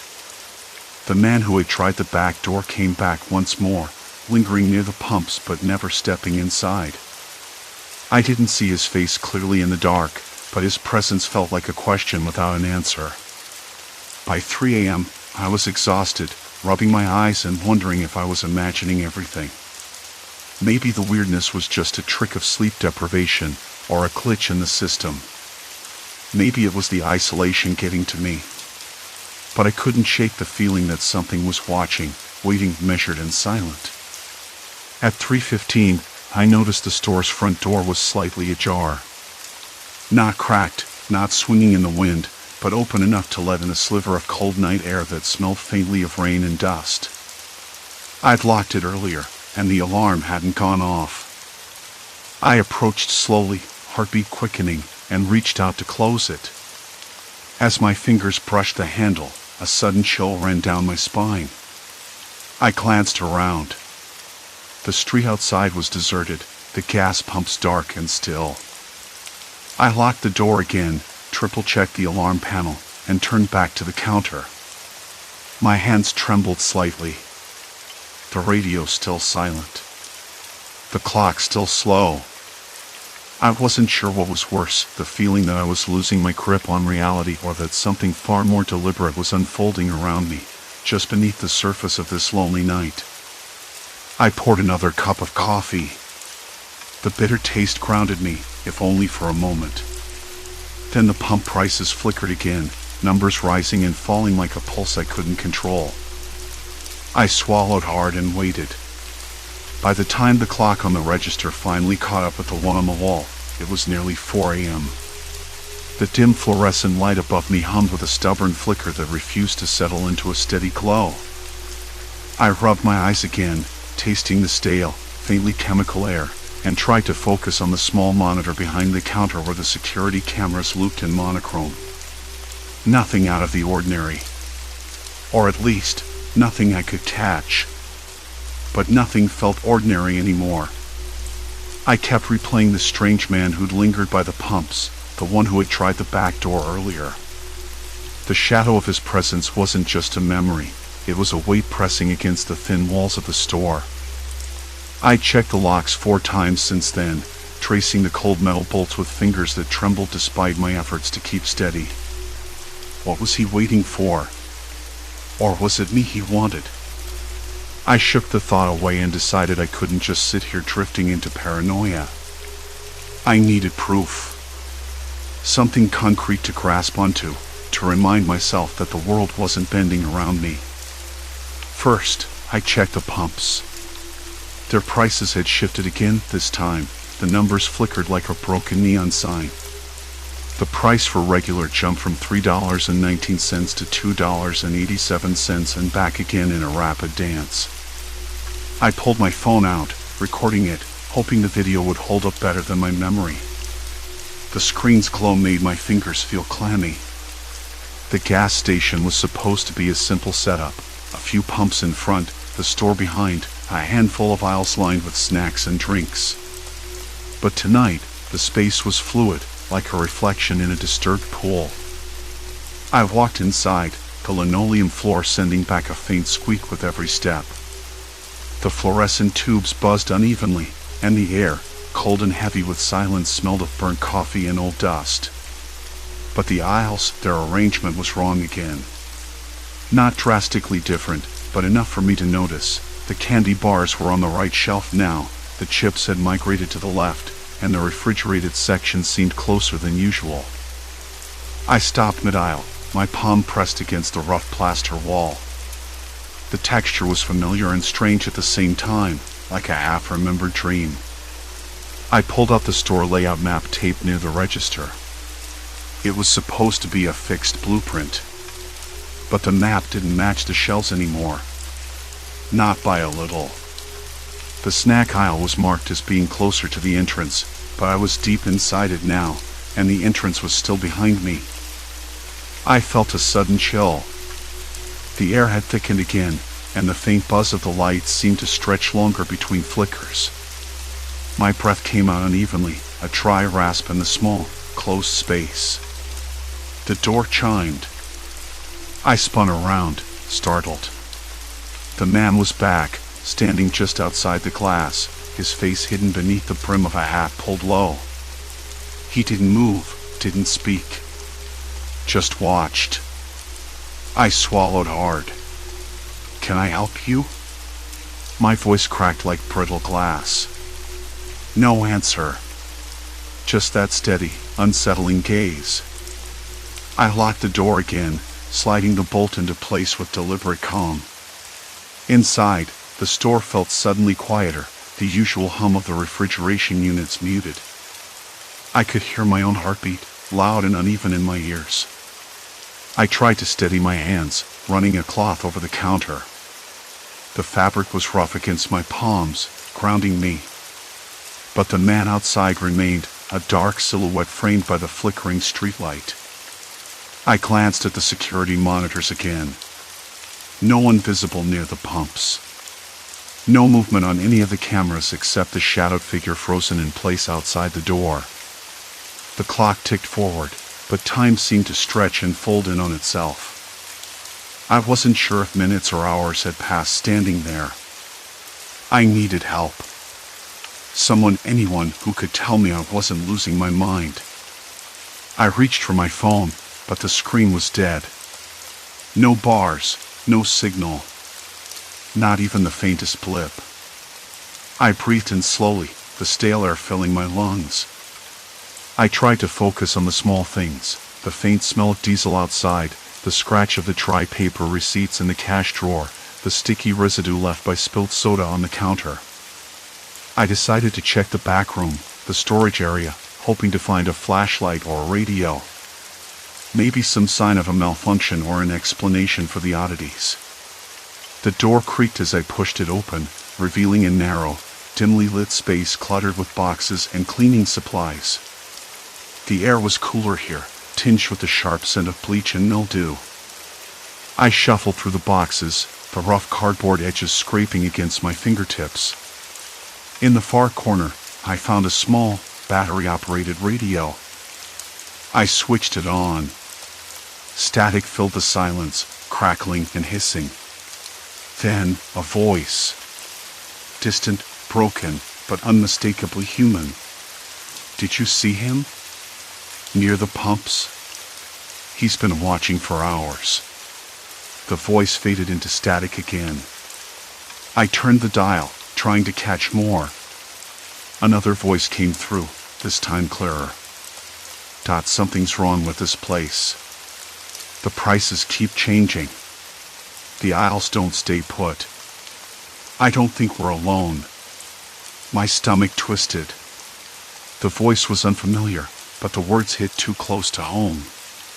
Someone else had noticed. I felt a sudden urgency. If I wasn't alone, then maybe I wasn't crazy. But who were they? And if they were here, why hadn't I seen them? The man outside shifted, tapping the glass lightly. I jumped, knocking over a box of cleaning rags that spilled onto the floor with a soft thud. "Hey!" I called out, keeping my voice steady. "Who are you? What do you want?" No reply. Only the tapping continued, slow and deliberate. Shadows pulled in the empty corridors as the clock struck midnight, bringing with it an unsettling stillness that seemed to breathe beneath the surface. I backed away, my heart hammering against my ribs.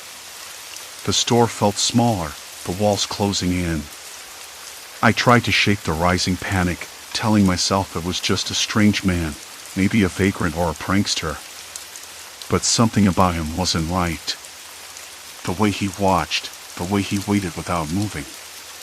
It was as if he was measuring me, weighing my reactions. I locked the backroom door and hurried back to the counter, pulling open the register drawer. Inside, a folded piece of paper caught my eye. I hadn't put it there.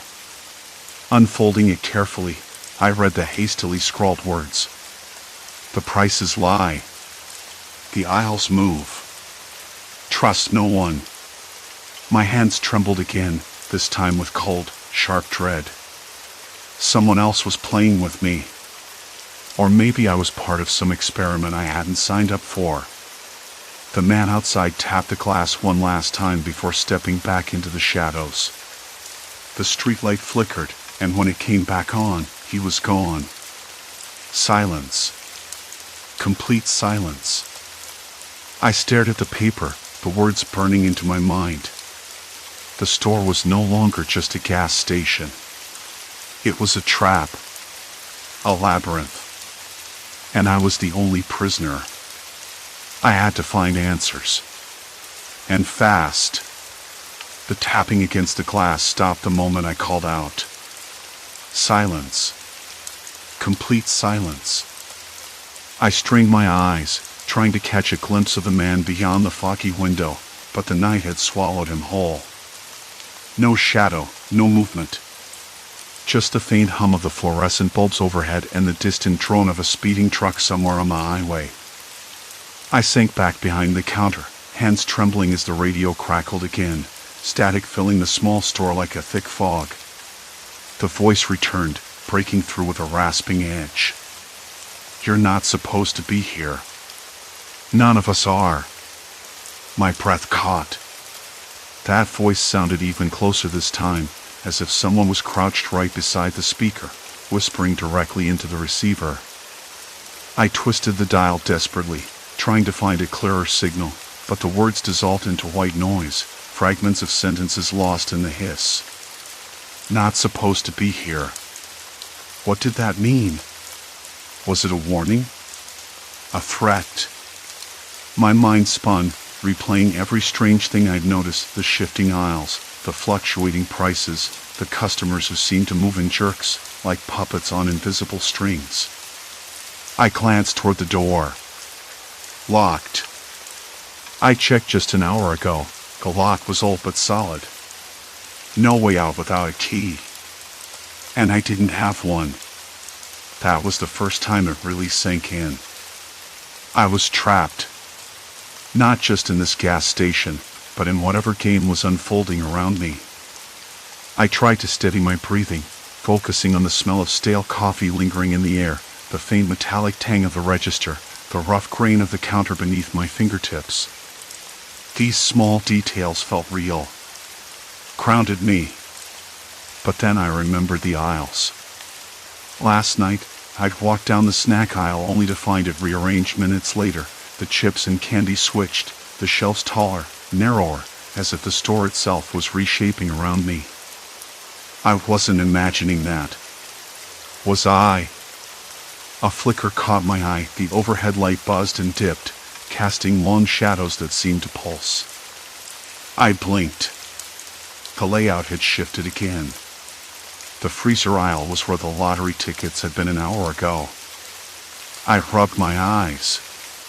No, I wasn't losing it. Something was deliberately changing the space, controlling it. I had to find answers. Steeling myself, I unlocked the back door. It led to a narrow hallway that smelled of damp plaster and old paint. The walls were cracked, peeling in places, revealing layers of faded wallpaper underneath. I hadn't explored back here before. There was a faint draft, cool against my skin, and somewhere beyond, the faint shuffle of footsteps, or was it just the building settling?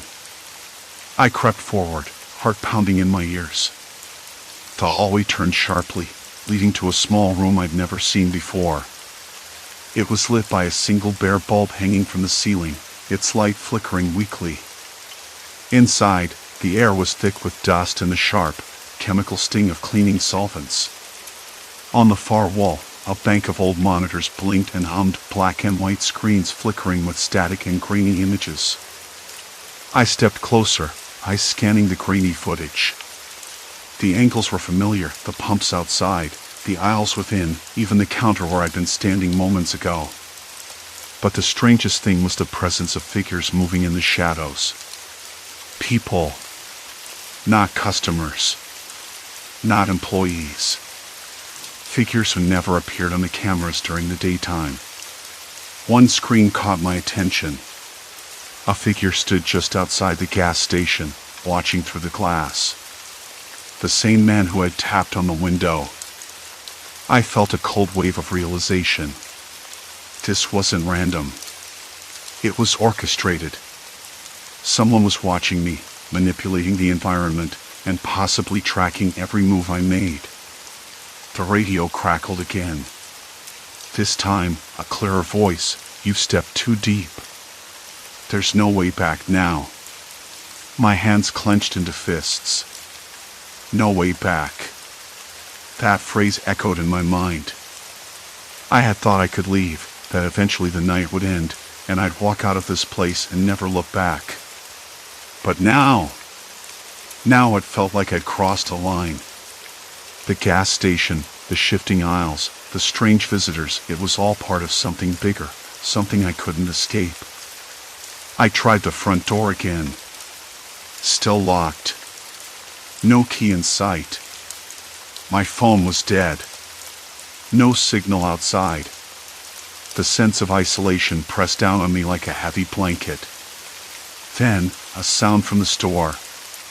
The soft jingle of the doorbell.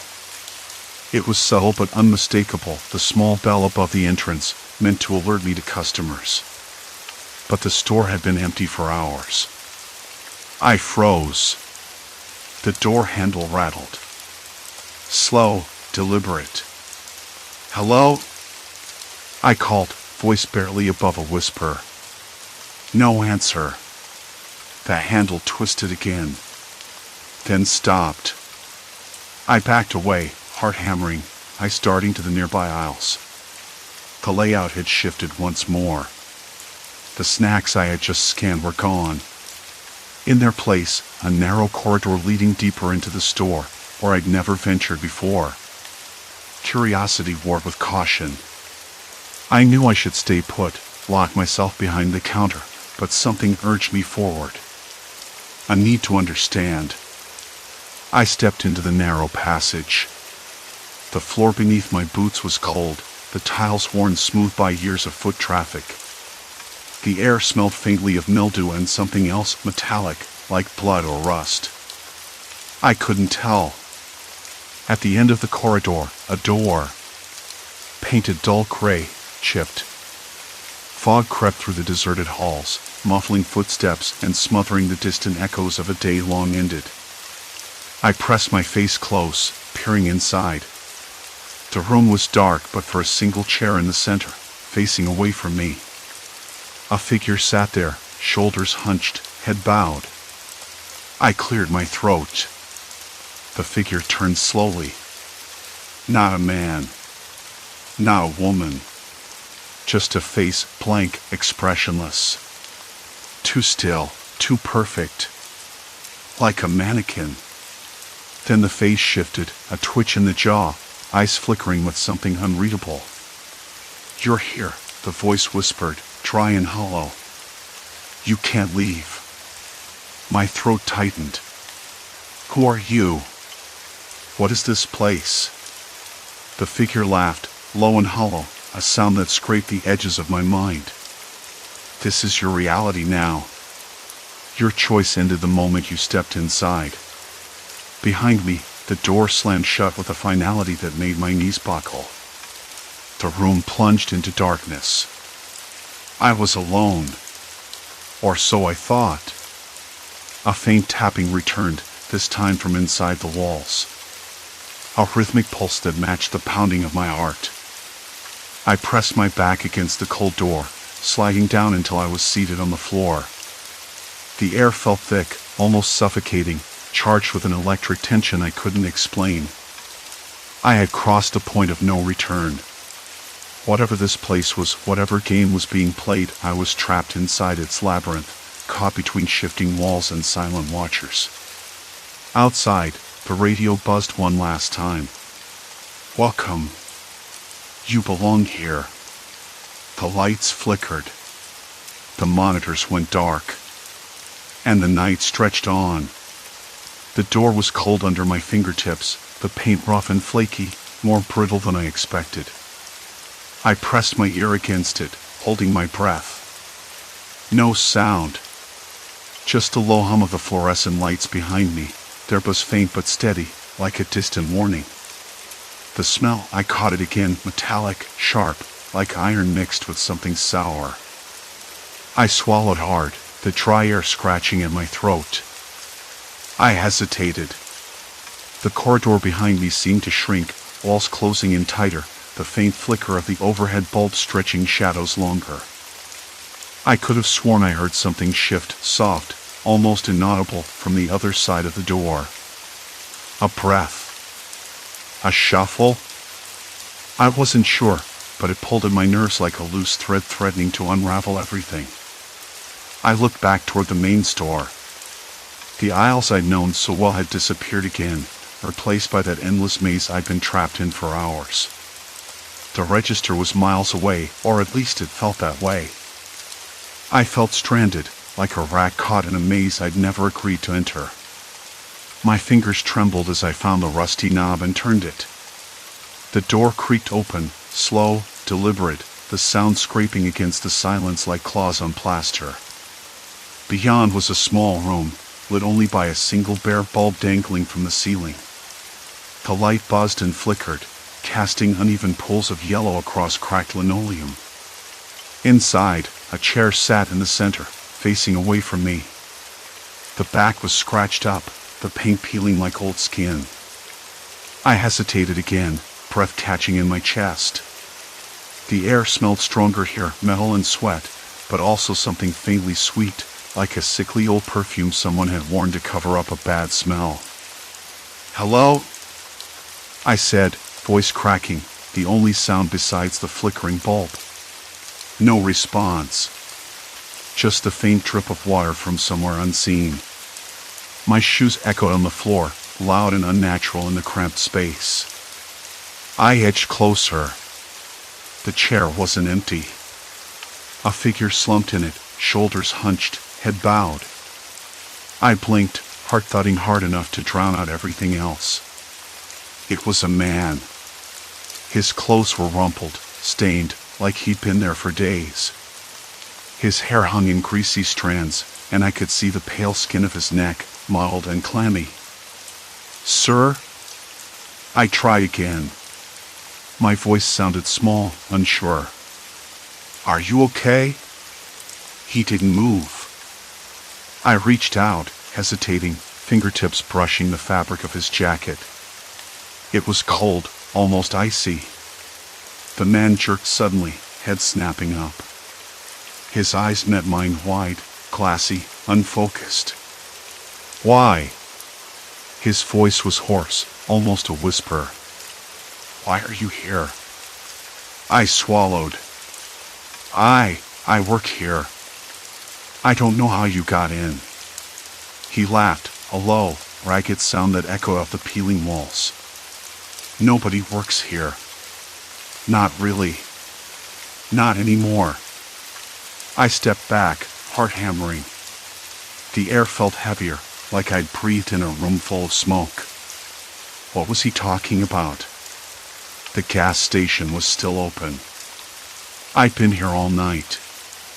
He shifted in the chair, eyes flickering with something I couldn't place. Fear? Desperation? You don't remember, do you? No, I whispered. I think I'm losing it. He smiled, but it didn't reach his eyes. It's not you. It's this place. It gets inside your head. Changes things. Makes you see what it wants. You think you're alone, but you're not. The lights flickered again, brighter this time, and then dimmed, leaving us in near darkness. I could hear the distant hum of the pumps outside, the faint crackle of static over the intercom. The man's voice was barely audible now. They watch. They wait. They like to see how far you'll go before you break. Who? I asked, voice shaking. He shook his head, eyes darting toward the door. Does it matter? You're already part of it.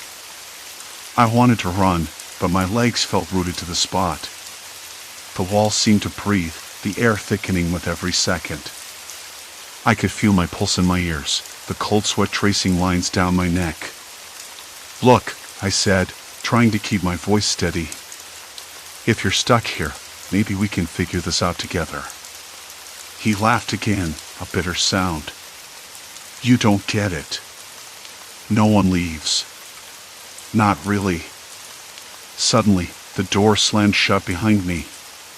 The noise was deafening in the small room, and I jumped, my back hitting the cold wall. My hands trembled as I pressed against the door, but it didn't budge. Why? I shouted. What do you want from me? He stood slowly, stumbling toward me. His eyes were wild now, pupils dilated like a cornered animal. To see you break. To watch the last bit of sanity slip away. I pressed my palms flat against the door, the rough surface biting into my skin. I could feel the pressure building in my chest, the sharp sting of panic creeping in. I had to get out. Had to. Listen, I said, voice low but firm. You're not going to win. I'm not going to let this place control me. He sneered. You don't have a choice. The lights flickered one last time and then went out, plunging us into darkness. The cold pressed in from all sides. The metallic scent sharpened, closer now, like something breathing beside me. I swallowed, tasting the bitter tang of fear on my tongue. The fluorescent light above the counter buzzed steadily, a high-pitched whine that seemed louder in the late hours. I sat slouched on the cracked vinyl stool, staring at the register's digital clock. 3:17 a.m. The night was dragging like a stubborn fog, thick and oppressive. Outside, the cold wind scraped against the windows, making the small gas station tremble like a leaf. I rubbed my hands together, trying to conjure warmth from the stale air. For weeks, I'd been crawling through nights like this, trapped in a loop of subtle distortions that chipped away at my sense of reality. The prices on the pumps flickered, customers acted off, and the store's layout warped as if I was looking through a funhouse mirror. But tonight, I was done pretending it was just fatigue or stress. I needed answers. I had stayed awake, watching, waiting, and after the last customer left, something shifted. The store felt different. Smaller. The aisles I knew by heart seemed to stretch and shrink like a breathing thing. I blinked hard. Maybe it was the flickering light again, maybe I was imagining things. But the thought left a bitter taste in my mouth. I stood up and walked the aisle slowly, tracing my fingers over the shelves, noting the odd angles and misplaced items. A packet of gum that was always on the left now sat on the right. The candy bars rearranged themselves like some cruel joke. I stopped at the coffee machine, the one thing that was supposed to stay constant.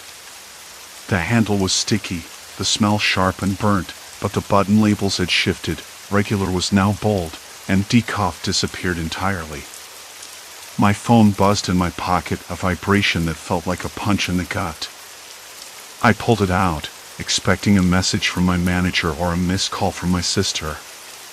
Instead, it was a text from an unknown number. You're closer than you think. I swallowed hard. My hands trembled, not from cold this time, but something raw and jittery inside me. I wanted to delete it, pretend it never arrived, but curiosity tangled with dread. I typed back, fingers clumsy, "Who is this?" No reply. The overhead speaker crackled, static filling the silence before a voice broke through. It was distorted, but I recognized it. It was me. My voice. Saying something I didn't remember saying. "You can't leave." Not yet. A cold sweat broke out on my forehead. I spun toward the speaker, heart thudding so loud I thought it might burst. The store was empty. No one had been here but me for hours. The voice repeated, quieter this time, a whisper beneath the static, "Stay." I staggered back, bumping into a shelf. The cans rattled. I gripped the edge, knuckles white. Was this some kind of nightmare? A prank? Or worse, an experiment? I had to get out. But every time I reached the door, it felt farther away, as if the building was stretching, mocking me. My phone buzzed again. Another message, "Look closer." I stared at the screen, then at the store. That phrase echoed in my mind. Look closer. I needed to find something, a clue, a reason. I scanned the room, the flickering light casting shadows that danced and twisted. Then I noticed it, the security monitor on the wall. It showed 3 camera feeds, the gas pumps, the parking lot, and the interior of the store. But the interior camera was different. The angle was off, showing a corner behind the counter where no camera existed. And in that corner, a small red light blinked faintly. A hidden camera. My breath caught. Someone had been watching me. All this time. I grabbed the small ladder behind the counter and climbed up, heart pounding. As I reached the corner, I found the camera. It was tiny, almost invisible, embedded in a smoke detector. I pulled it down, feeling slick plastic and cold metal. The wires hung loose, but still connected to something in the ceiling. I yanked the wires free. The blinking red light died. Silence. Complete silence. I sank onto the floor, legs shaking. The store was just a store again. No weird layouts, no distorted voices. Just me, the buzzing light, and the cold night outside. I sat there for a long time, trying to steady my breath. A mix of relief and anger churned inside me. I wasn't losing my mind. Someone was behind this. Someone who wanted to see how far they could push me, how much they could break me down. A twisted psychological experiment played out in the dead of night, with me as the only player. The thought made my skin crawl. The sun was starting to rise when the first car pulled up to the pumps. I wiped my sweaty palms on my jeans and stood up. The customer was a middle-aged man, wearing a faded baseball cap and tired eyes. He glanced at me, nodded, and filled his tank quietly. "Long night?" he asked, voice rough but kind. I hesitated, then nodded. "You could say that." He smiled faintly. "We all have those. Just keep your head up." His words settled over me like a balm. I realized then that I didn't have to stay stuck in that nightmare. I could walk away. find a new job, a new place. Maybe even talk to someone about what happened. I looked around the store one last time. The aisles were normal now. The prices on the pump stable. The air smelled faintly of coffee and motor oil, nothing sinister. I took a deep breath, the cold air filling my lungs and clearing my thoughts. As the morning light spilled through the windows, I felt something shift inside me. Not fear or confusion, but a quiet strength. The kind that comes from surviving something that wants to break you. I grabbed my coat and stepped outside. The wind was brisk, but it didn't bite. The gas station stood empty except for a few scattered leaves swirling in the parking lot. I locked the door behind me. The keys felt solid in my hand. Real. I didn't look back. The road ahead was long and uncertain, but for the first time in weeks, I felt free. Not because the nightmare was over, but because I had survived it. I had faced the darkness, the manipulation, the creeping doubt, and I'd come out on the other side. I still didn't know who had done this or why. Maybe I never would. But I knew this. No one was going to trap me again. Not in that gas station. Not in my mind. I started walking toward my car, the morning sun warming my back. The world was waking up, and so was I. And that was enough. Story 4, returned in silence, the sister who wasn't. The first thing I noticed was the silence. My sister, Anna, had been back for almost a week now, and still, the house felt off. Not just because she had been gone, she'd been away for a year, after all, but because something about her return wasn't quite right. I kept trying to put my finger on it, but it slipped away every time I thought I had it nailed down. I heard her footsteps coming down the hall before I saw her, light and quick, like she was trying not to be noticed. She paused just inside the doorway, her eyes flicking to the wall where the family photos hung, photos she used to love, the ones she always stopped to study, pointing out memories or making some sarcastic comment about how awful our hair looked back then. Now, she just glanced past them, avoiding the wall as if it were a cracked mirror. "Hey," I said, voice sounding louder in the quiet. I forced a smile that felt tight and brittle. "How's the jet lag?"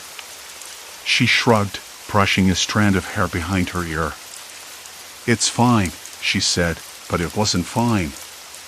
Not the way she said it. Her voice was flat, like she was reciting a line she didn't believe.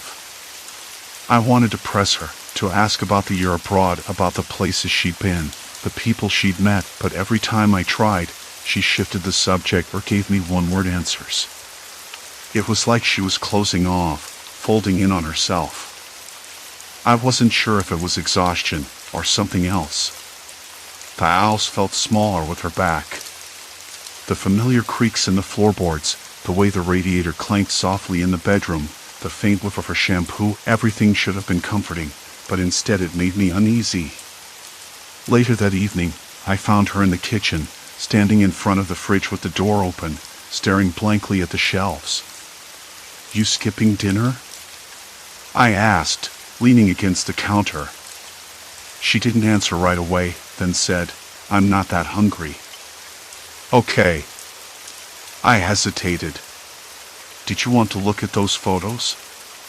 Mom asked if you wanted to see the album. Her eyes flicked toward the living room, then away. "No thanks." I frowned.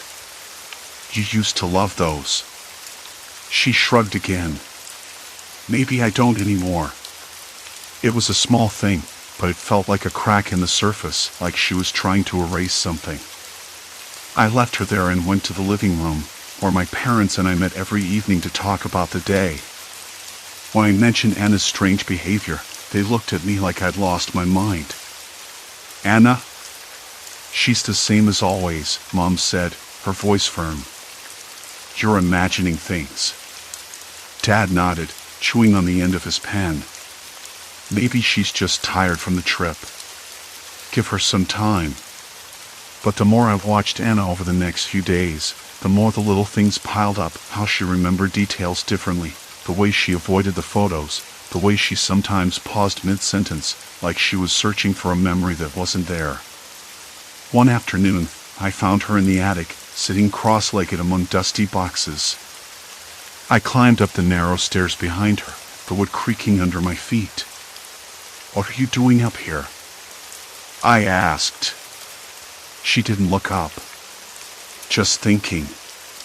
There was a box labeled Family Memories near her, but she didn't touch it. Instead, she traced the edge of a faded photograph with her finger, a picture I didn't recognize, of two girls who looked nothing like us. I blinked, trying to shake off the unease curling in my stomach.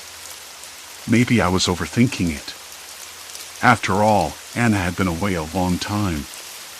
Maybe she'd changed. Maybe I was the one holding on too tightly. But when she caught me watching her, her eyes dark and unreadable, she whispered, "Some things don't add up anymore." That night, I lay awake, the ceiling fan humming softly above me, the room cool and still. The house was quiet, too quiet. I could hear my own breathing, the faint tapping of rain against the window. Something was wrong. I didn't know what, but I knew it had started the moment Anna came back. And I wasn't sure if I wanted to find out why. The next morning, the sun filtered weakly through the curtains, casting long shadows across the floor. I found Anna in the kitchen, her fingers wrapped tightly around a chipped mug, eyes distant as she stared out the window. When she noticed me, a flicker of something regret maybe passed over her face, but she said nothing. I tried to bridge the silence. "Coffee?" She nodded, but didn't meet my gaze. Instead, she tapped her fingers against the mug, a nervous rhythm that reminded me of the way she used to drum on the steering wheel during long drives. The memory was bittersweet, a reminder of better days now just out of reach. "I've been thinking," she finally said, voice low, almost reluctant, "about what happened before I left, and what I found when I came back." Her words unsettled me. The past felt like a locked door I'd never wanted to open again, but now it was swinging wide, revealing shadows and whispers I couldn't ignore. "Tell me," I said, leaning forward.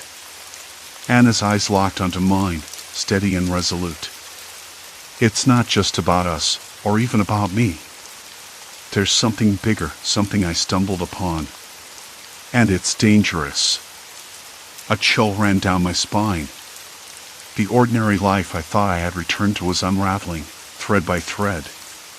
And as much as I wanted to close my eyes and pretend none of this was real, the truth was already here, pressing against the walls of our fragile world. "We can't ignore it," she said. "Not anymore." In that moment, I realized that whatever the cost, I was already pulled in too deep to turn back. The night stretched thin between us like a taut wire, buzzing faintly with words unsaid. "Something bigger," I repeated, the words clumsy in my mouth. "What do you mean, exactly?" She looked away, her fingers tracing the seam of the couch cushion. The sound was the only thing breaking the silence, soft, persistent. "I don't know how to explain it. It's like everything I thought I knew about this place, about us, is wrong. And someone wanted me to forget." I swallowed hard. The thought of forgetting, of erasing pieces of ourselves, made the hairs on the back of my neck stand up. I wanted to ask what she'd found, where she'd been, but the weight of her hesitation stopped me. Later, I sat alone by the kitchen window, the night thick with mist that blurred the streetlight outside. The faint clatter of a neighbor's late-night bottle collection echoed down the alley. I breathed in the stale scent of old coffee and something else, something metallic, faint but unmistakable. My fingers brushed the window ledge, rough and chipped, and I wondered if the house itself was trying to tell me something. The morning came too quickly, and with it, the unbearable glare of daylight. I needed answers. We had to dig deeper, whatever this dangerous thing was. It wasn't going to unravel itself. I found Anna in the spare bedroom, sitting on the edge of the bed with a notebook open but untouched on her lap. Her eyes were fixed on the floorboards, as if they held secrets only she could see. I cleared my throat. "Have you told Mom or Dad?" She shook her head. "I tried once. They said I was imagining things, that I'm tired from the trip. Like nothing's changed." I frowned. "They said that? After everything? They don't see it. Or they refuse to." Her voice cracked just enough to let me know this wasn't just frustration. It was desperation. I sat beside her, the mattress springs creaking under the sudden weight. "I noticed you avoid the photo albums," I said quietly. "You skipped the family pictures at dinner last night." Anna's jaw tightened. "I don't want to see what's not there." "What's not there?" I pressed, leaning closer. She hesitated, then whispered, "Memories. Moments we shared but don't match anymore. Like the pictures are lying." Lying. The word felt wrong, but I couldn't deny the unease growing in my chest. Last week, we'd laughed over a photo from our trip to the lake, except Anna swore she'd never been there. The more I thought about it, the more cracks appeared in our shared history. I decided to test it. "Tell me about the summer before you left," I said. "What do you remember?" Anna's eyes shifted away again. "You mean the summer when we camped by Miller's Creek?" I nodded. She shook her head, almost bitterly. "No, I was never there. You went without me." "No," I said, voice firmer. "We both went. I remember the fireflies, the cold water, your awful singing around the campfire." Anna's mouth pressed into a thin line. "You're wrong." The room suddenly felt colder, the morning light harsh and unforgiving. I could almost taste the tension, sour and metallic, like pennies left out in the rain. Determined, I reached for my phone and pulled up the photos from that trip. My thumb scrolled past the smiling faces, the blurry shots of trees and water, until I found the one with Anna and me, arms around each other, grinning like idiots. "Here," I said, holding it up. "Look at this." Anna's eyes flicked to the screen, then away, as if avoiding the truth staring back at her. "I don't know who that is," she said quietly. "But it's not me." Her words hit harder than I expected. I blinked, unable to look away from the image. The girl in the photo had Anna's face, the same crooked smile, the same freckles across her nose. But something was off, something I couldn't place. I felt the hairs at the back of my neck prickle again. Was this some cruel joke? A trick of memory? Or was Anna right? Had someone taken her place? I needed proof. Something concrete. That afternoon, I started going through old boxes in the attic, the air thick with dust and memories. The wooden floorboards creaked beneath my boots, and the smell of mothballs mixed with the faint, lingering scent of cedar filled the cramped space. My hands trembled slightly as I lifted the lid of a battered suitcase, revealing a stack of letters and faded postcards. I sifted through them, looking for anything unusual. A few postcards from Europe, written in Anna's neat handwriting. But some letters were unsigned, with cryptic messages like "we're watching" and "don't trust a mirror." I frowned, unsettled by the words. They felt like warnings. A sudden noise made me jump, a soft thud from downstairs, maybe the refrigerator door closing. The house settled with a familiar groan, but my heart hadn't slowed. I tucked the letters into my jacket and hurried downstairs, scanning every shadow. The kitchen was empty, the window fogged with condensation. Outside, a neighbor's dog barked twice then stopped. Silence. Complete silence. I locked the attic door behind me, the click echoing unnaturally loud. Later, I confronted Mom at the dinner table, the faded wallpaper humming in the background. She smiled, her eyes tired but warm. "Anna seems fine," she said. "You've both been through a lot. Maybe give her some time." I wanted to argue, to shout that something was wrong, but I swallowed the words. It was easier to watch her smile than to see the disbelief in her eyes. After dinner, Dad joined us, the faint scent of pipe tobacco clinging to his shirt. I mentioned the photo albums again. He shook his head. "You're reading too much into things. Anna's the same girl who left. Nothing's changed." Their certainty made me doubt myself, but the nagging feeling in my gut refused to fade. That night, I stood in Anna's room, the faint glow of the street lamp filtering through the curtains. The air smelled faintly of lavender and something else, something I didn't recognize. On her desk lay a small, cracked mirror I hadn't noticed before. I picked it up, the glass cool and uneven under my fingers. My reflection stared back, tired, uncertain. Then, a soft creak from the hallway made me start. I set the mirror down and moved toward the door, every nerve alert. Anna's voice came from the living room, calm but with an edge I hadn't heard before. "I found something," she said. "You need to see it." I stepped into the hall, the floorboards cold beneath my bare feet. The house seemed to hold its breath again, waiting. For what? I wasn't sure. But I knew this was only the beginning. I stood at the threshold of the living room, the cracked mirror still cold in my palm. The street lamp outside cast long shadows through the half-drawn curtains. The air smelled faintly of lavender, but beneath it there was something else, something metallic, almost like the scent of old pennies mixed with damp plaster. I folded my arms, trying to steady the tremble that had taken hold of my hands. "What is it?" I asked, my voice lower than I expected. Anna hesitated, then moved to the coffee table and pulled out a small, worn notebook. The cover was scuffed, the pages yellowed and dog-eared. "I found this under my bed," she said, flipping it open with a slow, deliberate motion. "It's my journal. But it's not mine." The words hit me like a cold splash of water. I blinked, trying to make sense of the sentence.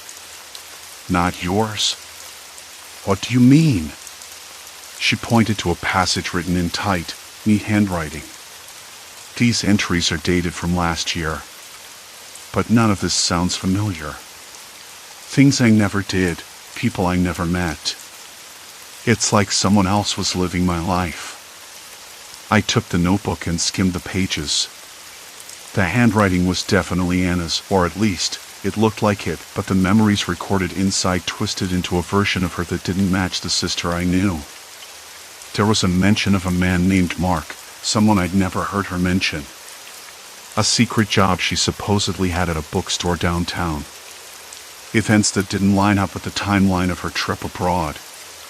I looked up. "Why didn't you tell me about this?" Anna shrugged, but her eyes didn't meet mine. I thought maybe I was just confused. Jet lag, memory gaps. But then I started noticing more things. Like what? She glanced toward the hallway, then back. Photos. Family photos. I can't look at them the same way anymore. They don't feel real. It's like there's a layer missing, or maybe someone else's face pasted over mine. A sharp creak echoed from the kitchen, making me jump again. The house was too quiet, the kind of silence that presses against your ears until every little sound is amplified. I swallowed hard. "I'm not imagining this," I said, voice firmer now. "Something's wrong. You're not the same Anna." She looked at me then, her expression unreadable. Maybe that's because I'm not. I wanted to laugh it off, to tell myself I was losing my grip. But the look in her eyes, cold, distant, made my skin crawl. Suddenly, footsteps approached from the front door. Our parents appeared, smiling as if nothing unusual was happening. Mom carried a tray of teacups. Dad had his usual newspaper tucked under one arm. "Anna, darling, you're up late," Mom said, setting the tray down. "Everything okay?" Anna forced a smile. "Just couldn't sleep." Dad glanced at me, eyebrows raised. "You two look like you've seen a ghost." I swallowed again. "We were just talking about the trip." Mom sat down, folding her hands neatly. "Anna's been through a lot. It's normal to have some confusion after a year away." "But the journal," I started, then stopped. Both parents looked at me like I'd lost my mind. "What journal?" Dad asked, voice tight. I hesitated. She said she found a journal under her bed, with memories that don't make sense. Mom's eyes narrowed briefly before she smiled too brightly. "Sweetheart, I think you're reading too much into things. Anna's the same girl who left.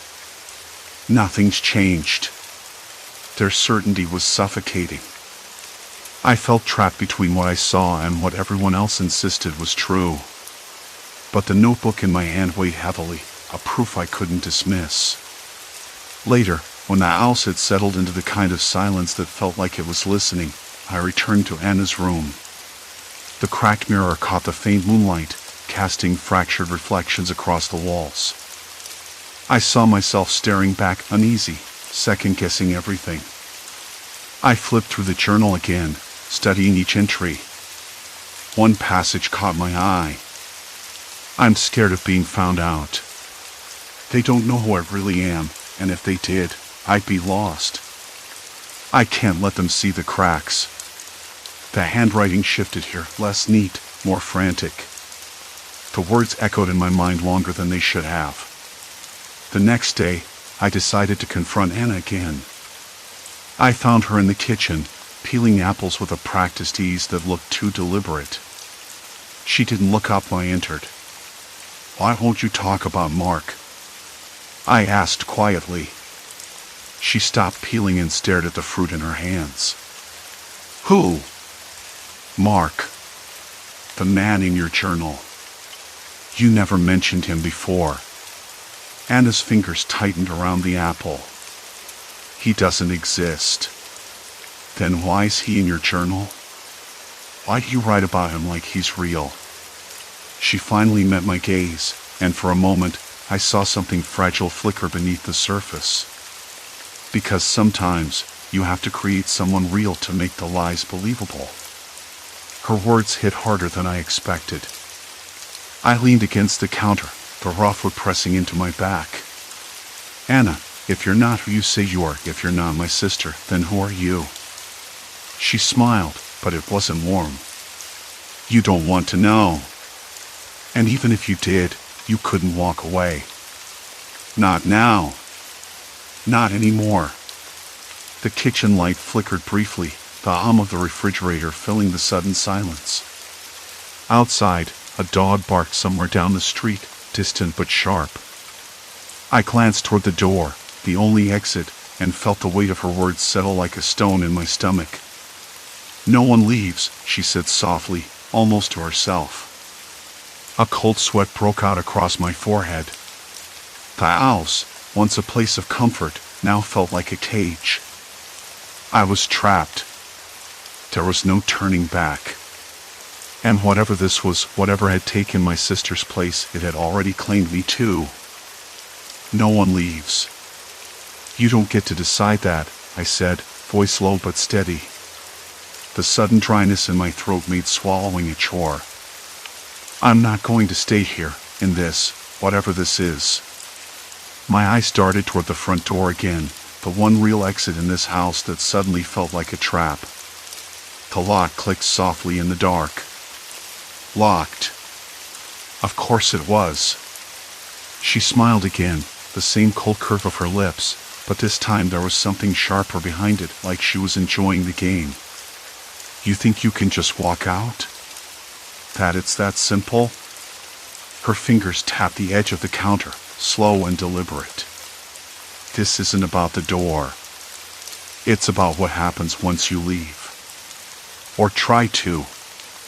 I swallowed hard, the taste of metal creeping into my mouth. My hands trembled, not with fear exactly, but something close enough. I wanted to believe this was some sick joke, a twisted prank. But there was nothing funny here. Not when the sister I thought I knew was gone, replaced by this stranger who knew things she shouldn't and twisted memories like knots in a fraying rope. Why? I demanded. Why do this? What do you want from me? Her eyes flickered, and for a moment the mask slipped. Something raw and desperate peeked through. Control, she said quietly. Belonging. You think you're the only one who's lost someone? I've been waiting a long time for this. For her to be gone. To take her place. The words sank in slowly, cold and heavy. I tried to remember the last time Anna had smiled like that, or laughed. The real Anna. It felt like trying to catch smoke with bare hands. Impossible. The house seemed to close in around me, the walls leaning closer, the shadows pooling in corners where light refused to settle. A sudden clatter from the living room snapped me out of it. My breath caught. Anna's head tilted toward the sound, eyes narrowing. You shouldn't have heard that, she said, voice low. I didn't move. Instead, I took a careful step forward, the wooden floor creaking beneath my foot. Who's there? My voice was steadier than I felt. The silence that answered was thick, oppressive. You, she said, voice like silk and steel, are the only one who matters now. The kitchen light flickered again, plunging us into brief darkness before buzzing back on. My gaze caught the family photos hanging crookedly on the far wall. I forced myself to look, to remember. But the faces blurred, smiles twisted. In one, Anna's eyes were darker, colder. Not right. I glanced back at her. You don't belong here. You're not her. She laughed softly. I belong wherever I choose. And right now, that's here. With you. The room felt colder suddenly, a chill creeping up my spine as the evening air shifted. Outside, the streetlight cast long shadows through the kitchen window, but inside, the feeling was suffocating, like drowning in still water. I turned away, hands gripping the edge of the counter until my knuckles whitened. You're breaking us, I said, voice barely above a whisper. This family, our memories, they don't work with lies. She stepped closer, the scent of her perfume sharp and unfamiliar, like faded flowers in a forgotten vase. Lies, she repeated, eyes glinting. No. This is the truth now. You just can't see it yet. Something in her tone made me freeze. It wasn't just about replacing Anna anymore. There was something darker, more dangerous beneath the surface. A threat that wasn't physical but more invasive. Like a shadow creeping under the door, waiting for the right moment to swallow everything whole. I wanted to run. To scream. But my legs felt heavy, as though the floor itself was pulling me down. The house groaned, old timbers settling or maybe something else shifting inside the walls. Look at me, she said suddenly, grabbing my chin with one cold hand. Her touch was firm, unyielding. I met her gaze, searching for any sign of the sister I knew. But all I found was an empty shell filled with something else. Who are you? I whispered, voice breaking. Tell me. Her smile widened. I told you. You don't want to know. The words were a lock, and now I was trapped behind it. A noise from the hallway made us both jump. The front door rattled as if someone was trying to open it from the outside. Relief surged through me. Maybe help. Maybe a way out. Anna or whoever moved swiftly, blocking the path between me and the door. "No one leaves," she repeated, voice low but steady. "Not tonight." The door stopped shaking. Silence. Complete silence. Then, a soft tapping at the window behind her. Slow, deliberate. Like fingernails tracing a message I couldn't read. I stepped back, breath hitching. The house was alive with sounds now, the distant hum of the fridge, the creak of the floor, the tap tap tap against the glass. My heart hammered in my chest, loud enough to drown out reason. I had to get out. I had to understand. But this place, this person, was tightening the noose, inch by inch. And somehow, I knew that if I stayed, I'd never be the same again. The night stretched on, long and unforgiving. Shadows moved in the corners of my vision, and the cold settled deeper into my bones. The sister I once knew was gone. And in her place stood something that whispered danger without ever raising its voice. I was trapped in a house that wasn't home anymore, with a stranger who claimed my past and threatened my future. No one leaves. But I had to try. The tapping stopped. I backed away from the window, every nerve screaming, but my feet felt glued to the spot. The sister who'd come back from abroad, the one with the wrong memories and the cold eyes, she was in the next room, pretending to be the person I'd known all my life. Or maybe she never was. The thought turned my stomach. I didn't know where she was now. I didn't even know if she was still here or had slipped out into the night. The house was too quiet, an empty shell stretched thin over the hollow that had become our family. Morning came slow and gray, reluctant to break the night's spell. I didn't sleep. I sat on the edge of my bed, the sheets tangled around my legs, barely daring to move. The room felt smaller, tighter, as if the walls were pressing in, listening. I needed to understand. Not just what had happened, but how to live with it. How to live with her, not the real sister. I was sure of that now, but this stranger who had stolen her face, her voice, the shape of our shared past. At breakfast, the house was eerily normal. Mom poured coffee like always. Dad read the paper without looking up, and the fake sister sat quietly, stirring her tea, eyes fixed on the swirling liquid like it held answers. I tried to catch her eye. Nothing. Just the slow, mechanical blink of a stranger learning to wear skin. "Did you sleep?" Mom asked, smile too bright, too forced. "A little," I said, voice rough. "You?" She glanced at me, something flickering behind her eyes, a warning? Denial? I couldn't tell. Fine. Just fine. The photos on the wall caught my attention. Family vacations, birthdays, graduations, the moments frozen in time, proof of shared history. I watched as she passed by, her gaze skimming over the frames but never settling. She didn't want to see them. I could almost hear her thoughts, "Those memories aren't mine." Later, I found myself in my sister's old room, the one she'd left behind. It smelled faintly of lavender and old books. The bed was neatly made, the desk cluttered with notes and photographs, hers, not the imposter's. I fingered a photo of us from years ago. In it, she was laughing, the way only she could laugh, wild and free. I traced the edges of the photo, the paper rough beneath my fingertips. The memory felt like a thread stretching back before everything went dark. I thought about calling her out again, demanding the truth, but the idea felt hollow. There was no truth in her eyes. Just a vacant script she was reciting, word for word.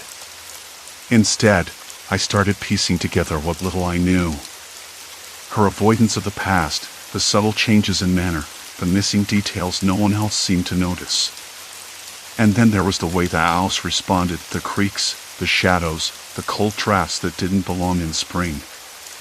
I realized I wasn't just afraid of her. I was afraid of losing her. Or who I thought she was. Days passed. The owls grew heavier, the air, cold and heavy with silence thick with unspoken things. I tried talking to Mom and Dad, but they brushed it off, smiles too tight, eyes darting away. Like they were protecting a fragile secret. Or maybe protecting themselves from a truth too terrible to face. One evening, I found a journal tucked under the mattress of my old bed. The handwriting was messy but familiar. It wasn't mine. It wasn't hers. It was someone else's. Page after page, the entries chronicled a slow unraveling, a person trapped in a life that wasn't theirs, pretending, watching, waiting. The journal spoke of loneliness, fear, and a desperate hope for escape. I read until my eyes burned. The last entry was different. It was a warning.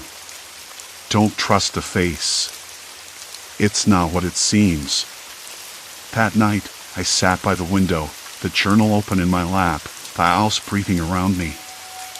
I didn't know if the real sister was out there somewhere or if she'd been swallowed whole by this imposter. But I knew one thing clearly. I wasn't the same. The past had been rewritten. The future was a question mark. And still, the owls whispered its secrets, waiting for me to listen. I closed the journal, the weight of it settling deep in my chest. Whatever had taken her place, whatever had come back wearing her skin, it wasn't just about family or memory anymore. It was about survival. And I wasn't ready to give up. The air grew colder, as if the walls themselves were holding their breath. I stood, the floorboards creaking beneath my feet, and moved toward the window. Outside, the world seemed unchanged, trees swaying gently in the dusk, shadows lengthening, but inside, everything felt fragile, like a glass sculpture on the brink of shattering. I reached into the pocket of my jacket and pulled out a small, worn photograph, her smile frozen in time. How many versions of her were out there now? How many faces worn like masks? The thought twisted my gut, but it also steeled my resolve. I had to find the truth, had to uncover the threads that bound the past to this tangled present. The owls groaned again, a low, mournful sound that echoed through the empty halls. It was as if it were warning me, or maybe pleading. I swallowed my fear and stepped deeper into the shadows, knowing that every secret I uncovered would bring me closer to the answer, or to something far darker than I could imagine. Story 5, Radiant Contagion, the bloom of toxic life. The old facility sat on the edge of town like a secret nobody wanted to admit was there. I was never meant to be involved. Environmental monitoring wasn't exactly thrilling, even when you're tracking trace chemicals in soil samples or testing air quality on a routine basis. My job at the county health department mostly involved paperwork and the occasional survey. But then the calls started, reports of faint glowing near the old site after dark, odd spikes in radiation readings the sensors shouldn't have been picking up. That was last week. I remember the first time I saw it. It was just past dusk, the kind of evening where the sky holds onto the last scraps of light and the air, cold and heavy with silence, tastes like damp earth and dying leaves. The glow was subtle, a ghostly blue that shimmered behind those broken windows like something breathing just beneath the surface. I blinked, rubbed my eyes, and tried to tell myself it was just a reflection or a trick of the settling dust. But the Geiger counter in my hand ticked loud enough to drown out the cicadas. That night, I couldn't shake the feeling something had shifted. There was a faint metallic tang in the air, like licking a battery, and the hairs on the back of my neck stood up without a breeze. I took a few photos with my phone, though the camera barely caught the light. The facility was supposed to be sealed tight, decommissioned years ago after a containment breach that had been carefully buried in the public record. Or so we thought. The next morning, I sat in my cramped office, surrounded by stacks of reports and half-empty coffee cups, listening to the hum of the fluorescent lights overhead. My fingers traced the edges of the photos on my screen, the glow still faintly pulsing in the pixels. I couldn't help but think about Eleanor, my neighbor 2 blocks over. She called me a few days earlier, worried because her garden was wilting despite the rain, and the water tasted strange, like it had a faint metallic bite. I told her to flush her pipes and not to drink from the tap until I could look into it, but the worry had settled into my chest like a stone. I tried to focus on my usual routine, checking lab results, compiling data for the weekly meeting. But the numbers weren't making sense. Radiation levels in town were unpredictable, spiking here and there with no clear pattern. The environmental sensors scattered across the county weren't calibrated for this kind of anomaly, and the state lab was slow returning results. I found myself watching the clock, waiting for calls, for updates, for anything that might explain the creeping unease that had settled over the town. Late one afternoon, I went to the grocery store. The fluorescent lights flickered overhead in a slow, irregular rhythm, casting long shadows between the aisles. I passed Mrs. Callahan, the elderly woman who lived down the street. She greeted me with a weak smile that didn't quite reach her eyes. Her hands trembled slightly as she clutched a loaf of bread. I asked if she was feeling well. She shrugged, said she'd been tired lately, nothing serious. But she looked pale, almost translucent under the harsh lighting. I wanted to ask more, but something stopped me, a quiet hesitation, the way she looked away quickly. I swallowed the lump in my throat and moved on. That night, I couldn't sleep. The window beside my bed was open a crack, letting in the cool smell of wet grass and distant traffic. Somewhere outside, a dog barked twice, then silence. I stared at the ceiling, the faint glow from the facility seeping through the curtains like a slow pulse, a heartbeat I couldn't ignore.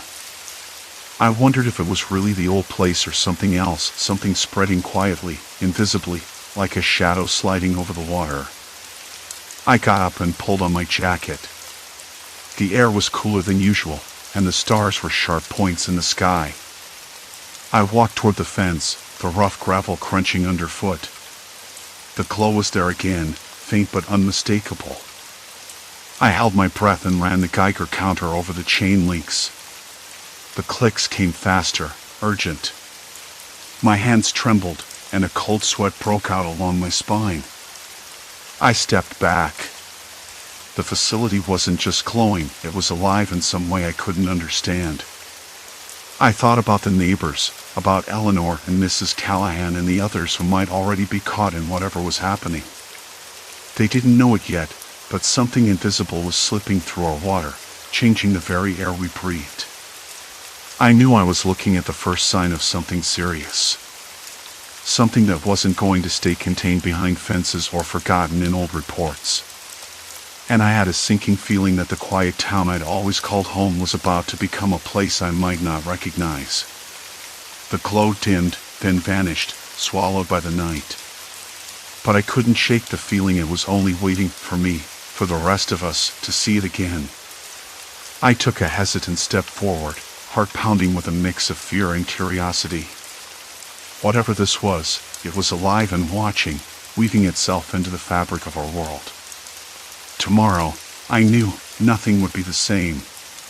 The silence that followed felt heavy with unspoken threats. The morning came slow and heavy, as if the night had stretched on forever beneath the surface of my thoughts. I rolled over and checked my phone. Messages from Eleanor and a few others, mostly questions, some worried, others dismissive. Probably just some damn generator, one said. Nothing to worry about.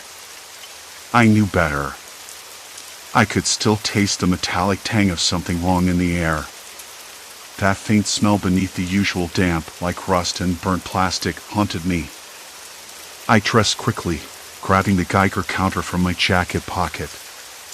The little device had become my talisman, though I wasn't sure if it was more curse than comfort. The clicks were steady, almost soothing at first, until I got closer to the water treatment plant near the old facility. That's when the spikes began, sharp, unpredictable bursts that made my skin crawl, like invisible fingers skittering just beneath the surface. I met with Mark at the plant. He's the town's water supervisor, a quiet man with a permanent crease between his brows, like he's carrying something heavy inside. When I showed him the readings, his face tightened. "Not good," he said, voice low. "Last week, I ran the usual tests.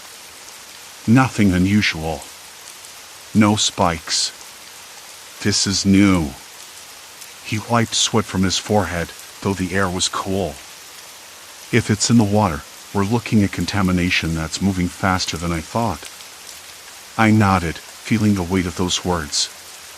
"We need to trace it back where it's coming from. And fast." Mark glanced toward the facility, its skeletal framework looming through the morning mist. "You think it's still leaking? The containment's supposed to be secure. They shut it down years ago." "Supposed to be," I muttered. The phrase echoed in my mind like a hollow promise. We started at the intake valves, testing samples from each point. The Geiger counter's clicks rose and fell erratically. Sometimes it was quiet, almost normal. Other times, the needle jumped like it was trying to escape the dial. I had to lean in close to hear the difference, but the change was unmistakable. "Here," Mark said, holding up a vial of water, the liquid clear but somehow wrong in the fluorescent light. "This one's off the charts." I felt the hairs on my neck stand up. "That's downstream from the facility. If it's this bad here, it's worse closer to the source." We exchanged a glance, the kind that says you're both thinking the same dark thought but don't want to say it aloud.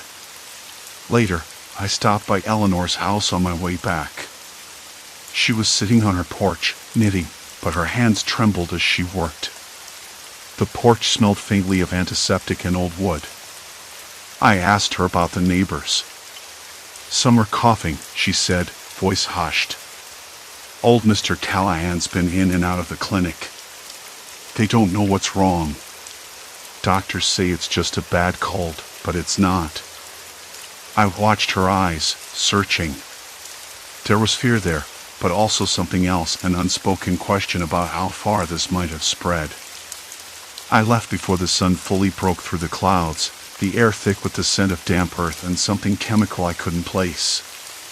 The town felt different already, like it was holding its breath. That night, I couldn't sleep.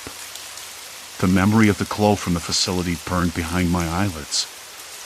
I kept thinking about the water, about how something unseen was slipping through pipes and taps, turning neighbors into carriers of a poison they couldn't see or smell. The thought made my stomach twist. I tried to shake it off, but the scratches of static from the Geiger counter in my mind wouldn't stop. I thought about calling Mark, but hesitated. What was I even supposed to say?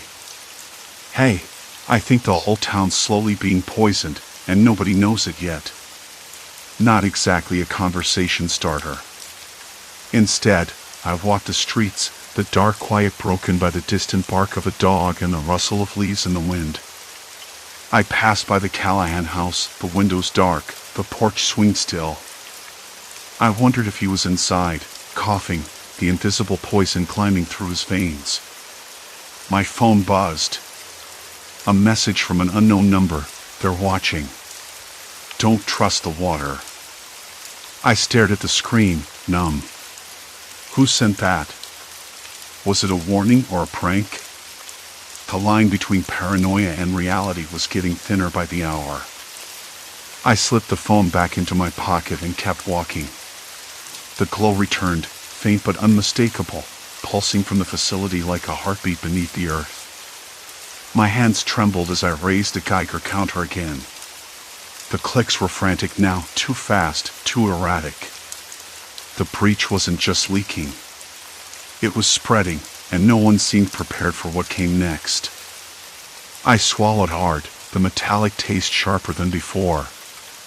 The night was alive with quiet menace, and I knew the storm was gathering, just beyond the horizon. I quickened my pace, the eerie hum growing louder, weaving through the trees like a warning. Shadows shifted unnaturally, and the air thickened, charged with something ancient and unforgiving. Every step felt heavier, as if the ground itself resisted my approach. Somewhere ahead, a low rumble began. Something was awakening, and this time, it wouldn't be contained. Branches snapped underfoot, and I swallowed hard, feeling the pulse of the forest sync with my racing heartbeat. Then, from the darkness, a figure emerged, a woman draped in tattered linens that fluttered like smoke. Her eyes glowed faintly, reflecting the storm's distant lightning. "You're not supposed to be here," she whispered, voice as brittle as dry leaves. "The forest remembers those who trespass." Before I could respond, another silhouette stepped forward, a tall man clad in weathered armor, his face marked with scars that map a lifetime of battles. He exhaled slowly, a calm amidst the chaos. "Let him pass, Leora," he said, voice firm but not unkind. "The prophecy speaks of his coming." Leora's gaze pierced me, suspicion and something like hope warring in her expression. Behind them, a third figure shifted, smaller, cloaked in dark green, blending seamlessly with the shadows. A faint smile played on her lips as she studied the scene, her fingers tracing the hilt of an item tucked at her waist. The storm broke then, lightning crackling overhead, illuminating the three of them standing like guardians at the edge of whatever ancient secret the forest was about to unleash. Lightning cracked again, sharp enough to make the whole forest flinch. "You don't understand what you're walking into," Leora said, her voice brittle like broken glass. Her eyes caught the flicker of a lightning strike, shining with equal parts warning and something like dread. "This place, this forest, it holds memories. Dangerous ones. You think the facility was the start? No! It's just the latest wound." I swallowed hard. The cold wetness of rain on my skin mixed with the sticky heat of adrenaline. "I'm not here to trespass. I need to know what's happening. The radiation spikes, people are getting sick. It's not just a facility anymore." The scarred man stepped closer, the damp earth muffling his heavy boots. "The contamination isn't just physical. It's in the water, the air, the very ground beneath your feet. But it's spreading differently than your monitors can detect. It's insidious." I glanced at the shadowed woman. She didn't say a word, but the faint curve of her lips, half smile, half smirk, felt like a challenge. Her fingers brushed the item at her waist again. I couldn't see what it was, but the motion was deliberate. Measured. "What do you mean, spreading differently?" My voice cracked. "I've checked the water samples myself. Levels jump, then drop without reason. It's like it's moving inside people," Leora interrupted. "Inside the ones you call neighbors. The ones you think you can trust." That hit me harder than the rain. My mind raced. I thought of Mrs. Calhoun down the street, her hands trembling, eyes hollow when I stopped by yesterday. The Henderson kids coughing non-stop. They weren't just sick. They were terriers. Unwilling, but terriers nonetheless. "You don't know how fast it's moving. Or what it's doing," the scarred man said. "Some of them. I've seen the changes. Not just symptoms, but behavior. Quiet shifts. Things that don't show up on any test." A cold knot formed in my stomach. "Are you saying it's contagious? Like a virus?" Leora shook her head, raindrops beating on her dark hair. "Not quite. Radiation itself isn't contagious, but the facility's breach has released a cocktail of chemicals and isotopes into the water supply. They're altering the biology of everyone drinking from it. The poison is silent, invisible, and it's rewriting the rules." The forest seemed to lean in closer, shadows growing deeper, the air thickening. I could taste metallic tang like blood or old pennies on my tongue. My hands trembled as I wiped sweat and rain from my forehead. "Why didn't anyone tell us?" I asked, voice barely above a whisper. "Why keep this quiet?" The scarred man's eyes darkened. "Because panic spreads faster than radiation. Because admitting the breach means admitting the town's fate is sealed. Because some truths are worse than lies. The shadowed woman finally spoke, her voice smooth but cold. You've already passed the point of no return. Going back means walking into a trap you don't understand. Staying means fighting an enemy you can't see. I looked at them all, their faces carved by time and secrets, and realized how alone I was. My phone buzzed in my pocket, a harsh, electronic reminder of the world I'd left behind. I ignored it. I need proof, I said, trying to steady my breath. Something tangible. Something the others can see. Leora's gaze softened for a moment. Come with us. There's a place inside the facility, deep underground, where the contamination started. The readings there, they'll change everything you think you know. I hesitated, rain seeping into my collar, cold biting through my jacket. A voice whispered inside my head, your choice, your crossroad. Turn back now, or step forward into the unknown. The forest seemed to close ranks behind me, the storm's fury masking every sound but my own heartbeat. I nodded. We moved as one, shadows slipping between trees, the faint glow from the facility pulsing like a slow, sick heartbeat in the distance. The air grew heavier with each step, a metallic scent curling in my nostrils. When we reached the edge of the clearing, the glow was brighter, almost unnatural in its steadiness. I squinted, feeling the hairs on my arms rise. The scarred man gestured toward a rusted hatch half buried in mud and debris. That's your proof, he said. Once we go down, there's no turning back. I swallowed again.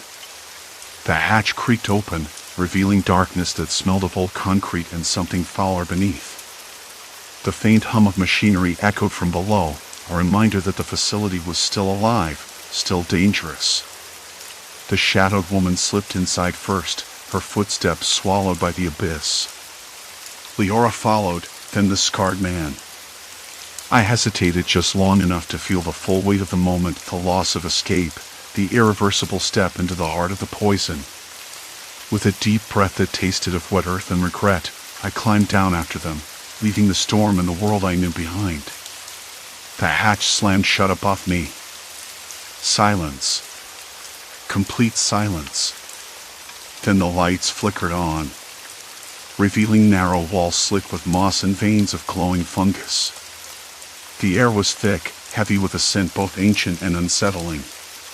Ahead, their silhouettes moved deeper into the labyrinth, beckoning me forward. The damp walls closed in tighter as the weak fluorescent tubes flickered overhead, casting jittery shadows that crawled like insects. I swallowed hard, the bitter taste lingering. The silence was not empty. It pressed against my eardrums, broken only by the distant hum of machinery, a low, mechanical groan that seemed to echo inside my skull. Every breath I took felt heavier, as if the air, cold and heavy with silence itself, were denser here, laden with something invisible and wrong. Leora paused, looking back at me, her eyes reflecting a cold light that made my skin crawl. We're close, she whispered. Her voice cracked, barely audible. Closer than I thought possible. Closer. Closer to what? I didn't want to ask. The scarred man, always silent, slid ahead, fingers trailing over the damp walls like a blind man feeling for a way out. The shadowed woman moved with a fluid grace, stepping lightly as if the floor might give way beneath her. They were all calm, too calm, and I hated that it made me feel like the odd one out. We rounded a corner, and suddenly the scent shifted, something sharp, acrid, like burning plastic and rotten eggs. My nostrils flared involuntarily. The fungus dimmed here, replaced by a slick black ooze that bubbled in shallow pools along the floor, reflecting the flickering lights with a sickly sheen. Radiation spike, the scarred man said without looking back. He held up a handheld monitor. The screen blinked erratically, numbers jumping like they were alive. Levels unpredictable. Containment breach spreading faster than expected. I nodded, trying to steady my breathing. The monitor's beeping grew louder, more urgent. I glanced down at my own Geiger counter strapped to my wrist. The needle spun wildly, a frantic dance of warning. How bad? I asked, voice tighter than I wanted. Bad enough that water's no longer safe. The breach isn't just in the facility anymore, it's making its way through the aquifer. His voice was flat, clinical, but I caught the edge of something darker beneath it, fear, maybe, or resignation. The shadowed woman stopped abruptly. We should have sealed it weeks ago, she muttered. But the town's leaders, she cut herself off, eyes narrowing. They didn't want to admit the risk. Leora's jaw clenched. Denial won't stop this. People are already sick. Silent carriers, all of them. That hit me like a fist to the gut. Sick. Silent. Invisible. The neighbors I'd waved to just days ago, now walking around as vectors of poison. The thought made my hands tremble.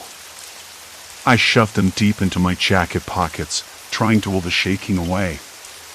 We moved again, deeper into the bowels of the facility. The air grew colder, the walls slicker, the fungus glowing brighter. It lit the narrow corridor with an eerie greenish light, casting our shadows in grotesque, shifting shapes. Then came the sound. A low, guttural moan, barely human, reverberated through the tunnel. It wasn't from any of us. My skin prickled. The scarred man stopped, hand twitching toward the wall. They're close, he said. The ones we warned about. Who? I asked, voice hushed. Neighbors. Those already infected. They don't know it yet, but they're changing. His eyes darted nervously. Not physically. Not like a disease you can see or smell. But inside. Inside? I echoed, dread tightening my throat. He shook his head. It's psychological. A breakdown. Paranoia.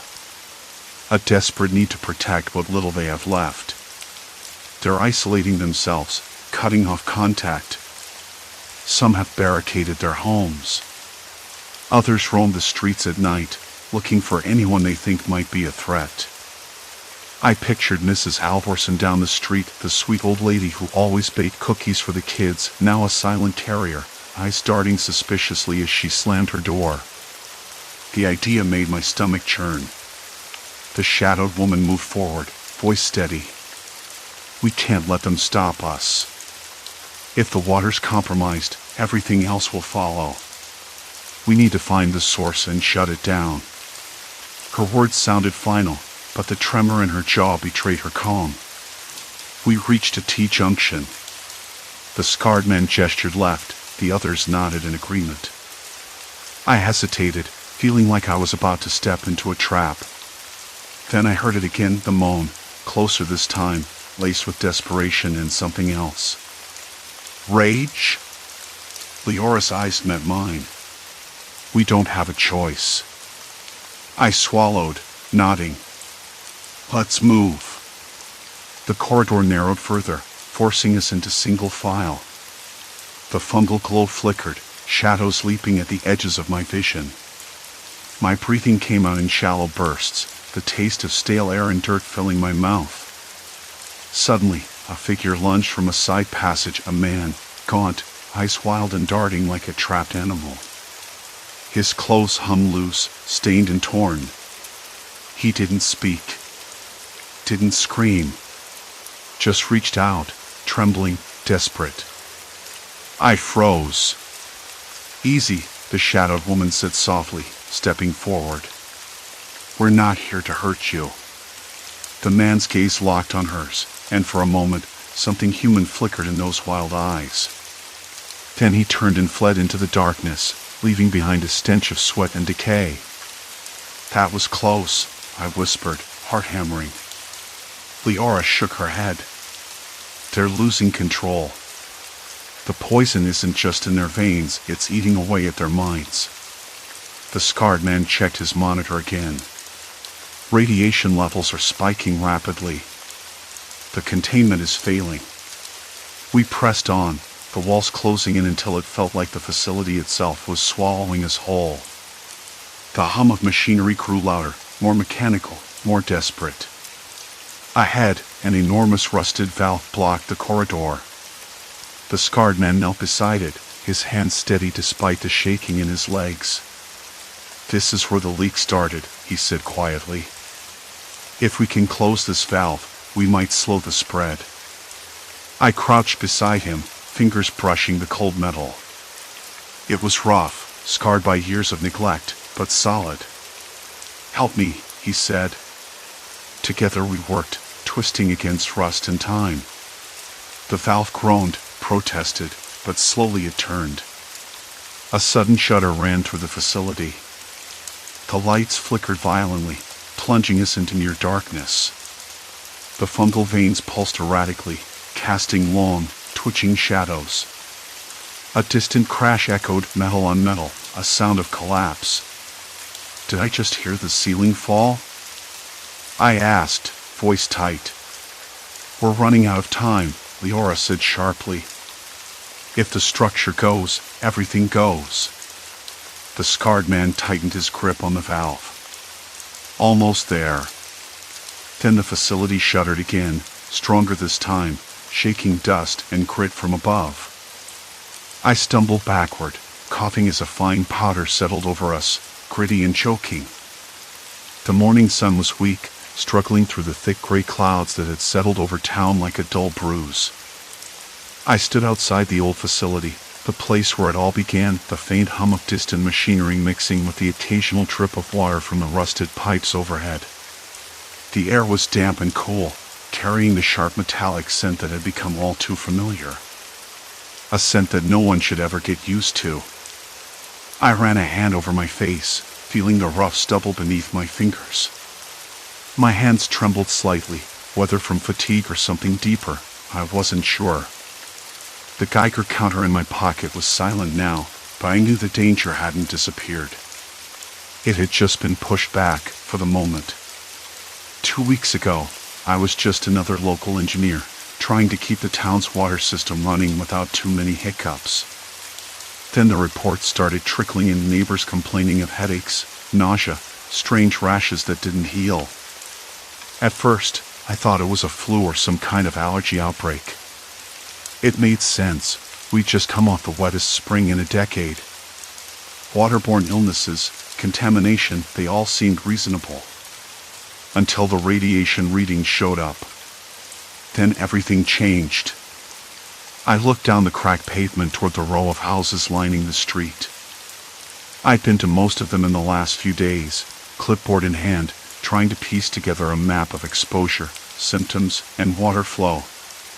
The water supply was the common thread. Somehow, the breach had spread underground, seeping into the wells and pipes that fed the neighborhood. The containment system had failed, and no one had noticed until it was too late. My phone buzzed in my pocket. I pulled it out and saw a text from Dr. Alan Marks. "We've got a new cluster. South end of town. Meet me at the clinic." I hesitated.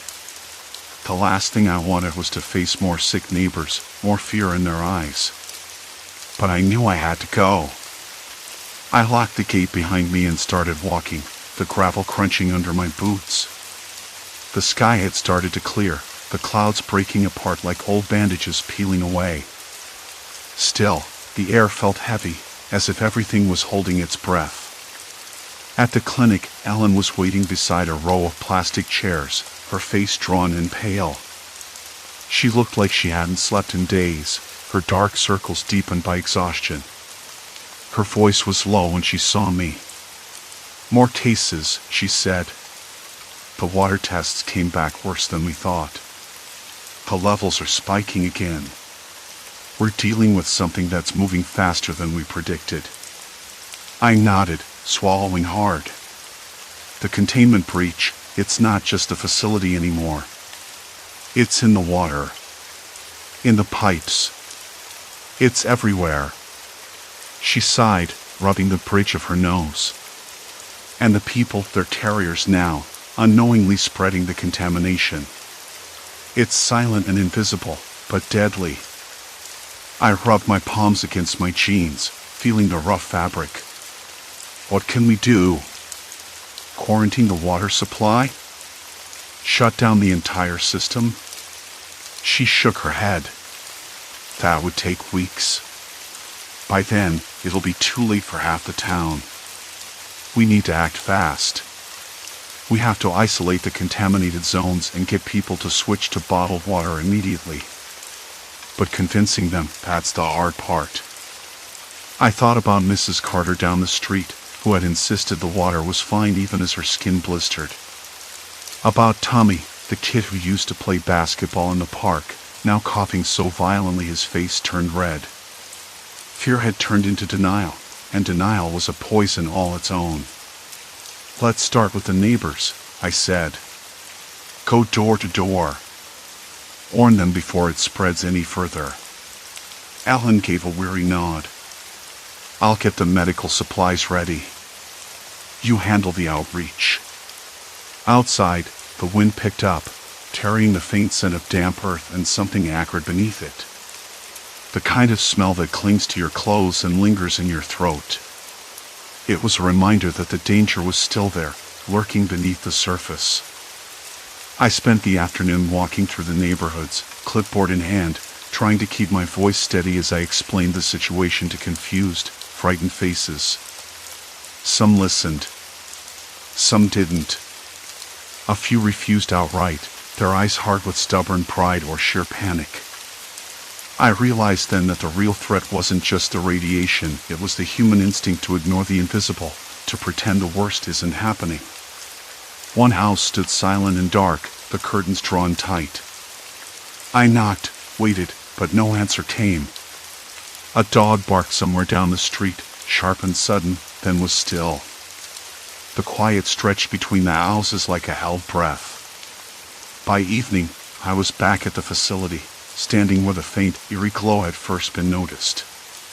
The place looked empty now, cold and abandoned, but the Geiger counter ticked steadily in my hand, a slow, rhythmic warning. I thought about what we'd lost. The childhood memories of summers spent exploring the woods beyond the plant, the laughter of neighbors at block parties, the simple trust we all had in the water that ran from the tap. Now, every glass held a question mark. Every drop could be a carrier of poison. That night, as I sat alone in my small apartment, the city lights flickering through the curtains, I realized something.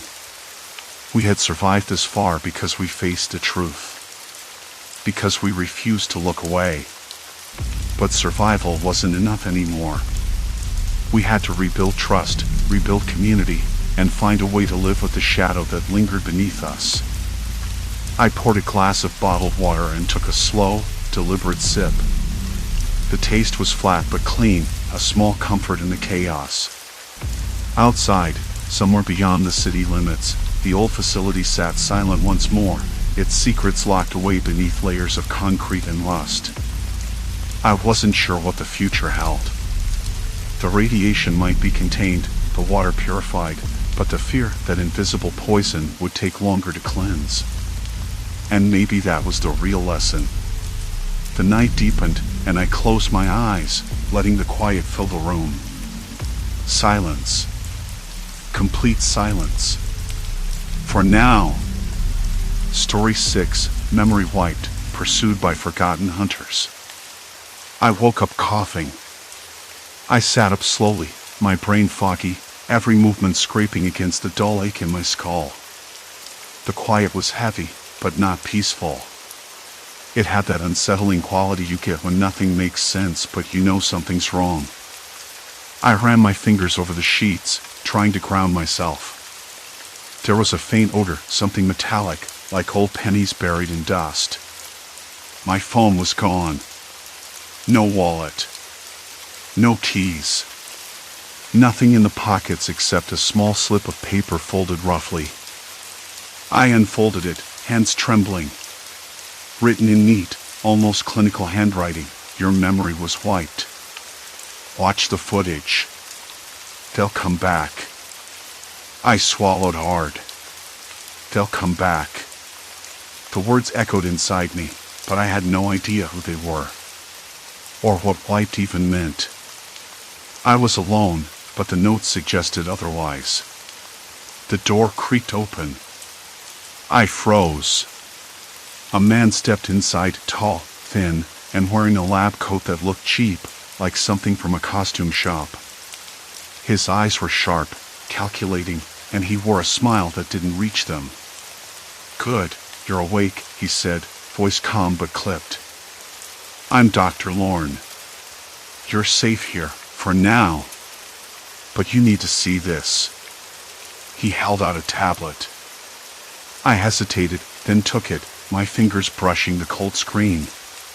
The video started without warning.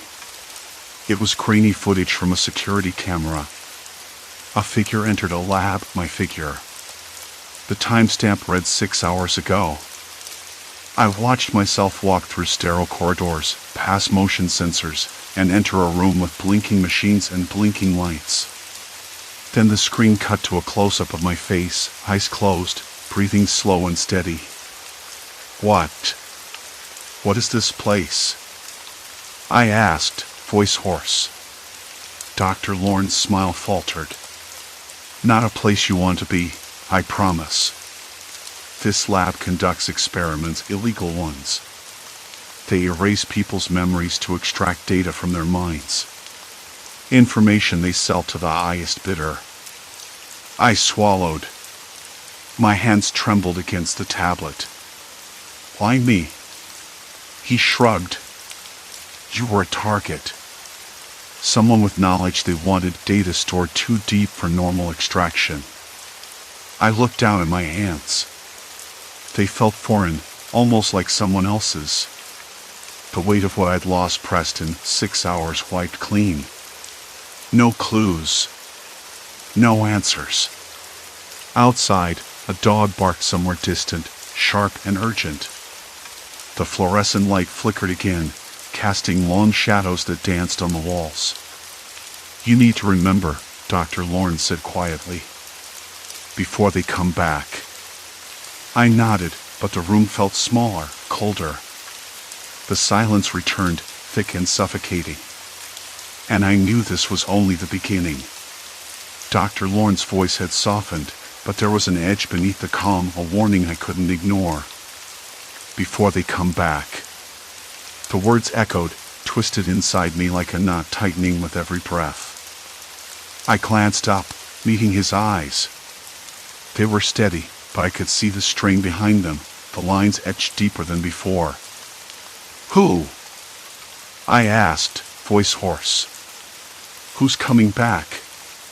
He hesitated, jaw twitching, a flicker of something I couldn't quite place. "The ones who took your memories. They don't want you to remember. That's why you lost the 6 hours. But if you don't get them back, they'll come for the rest." The room seemed to shrink further. The air thickened, as if it were being squeezed.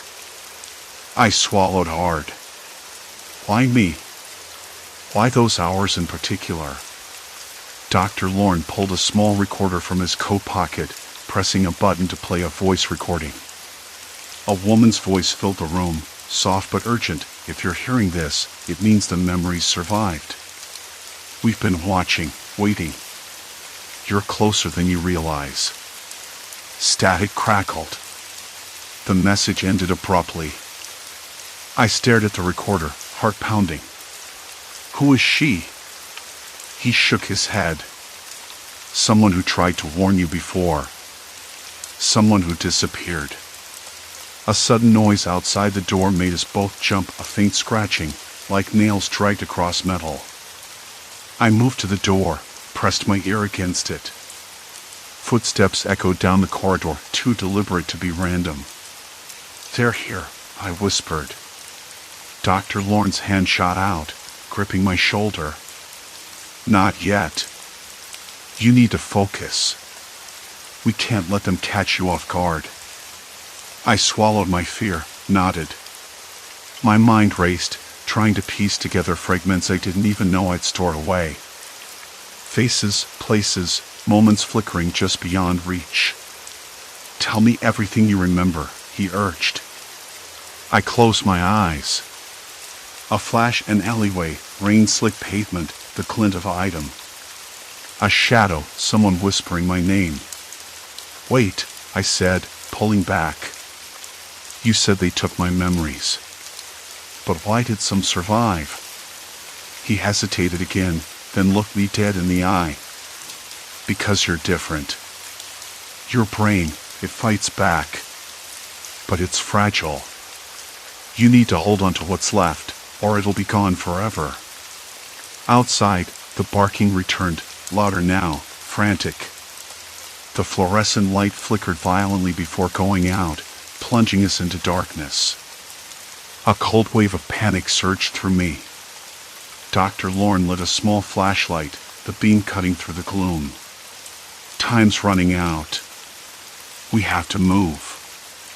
I grabbed my coat, the weight of the unknown settling over me like a second skin.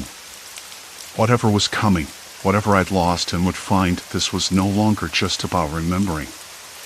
It was about survival. And the clock was ticking. The flashlight's beam trembled in DR. I could hear my own breathing, uneven and shallow, my chest tight as if someone had wound a metal band around it. The cold settled deeper into my bones. What now?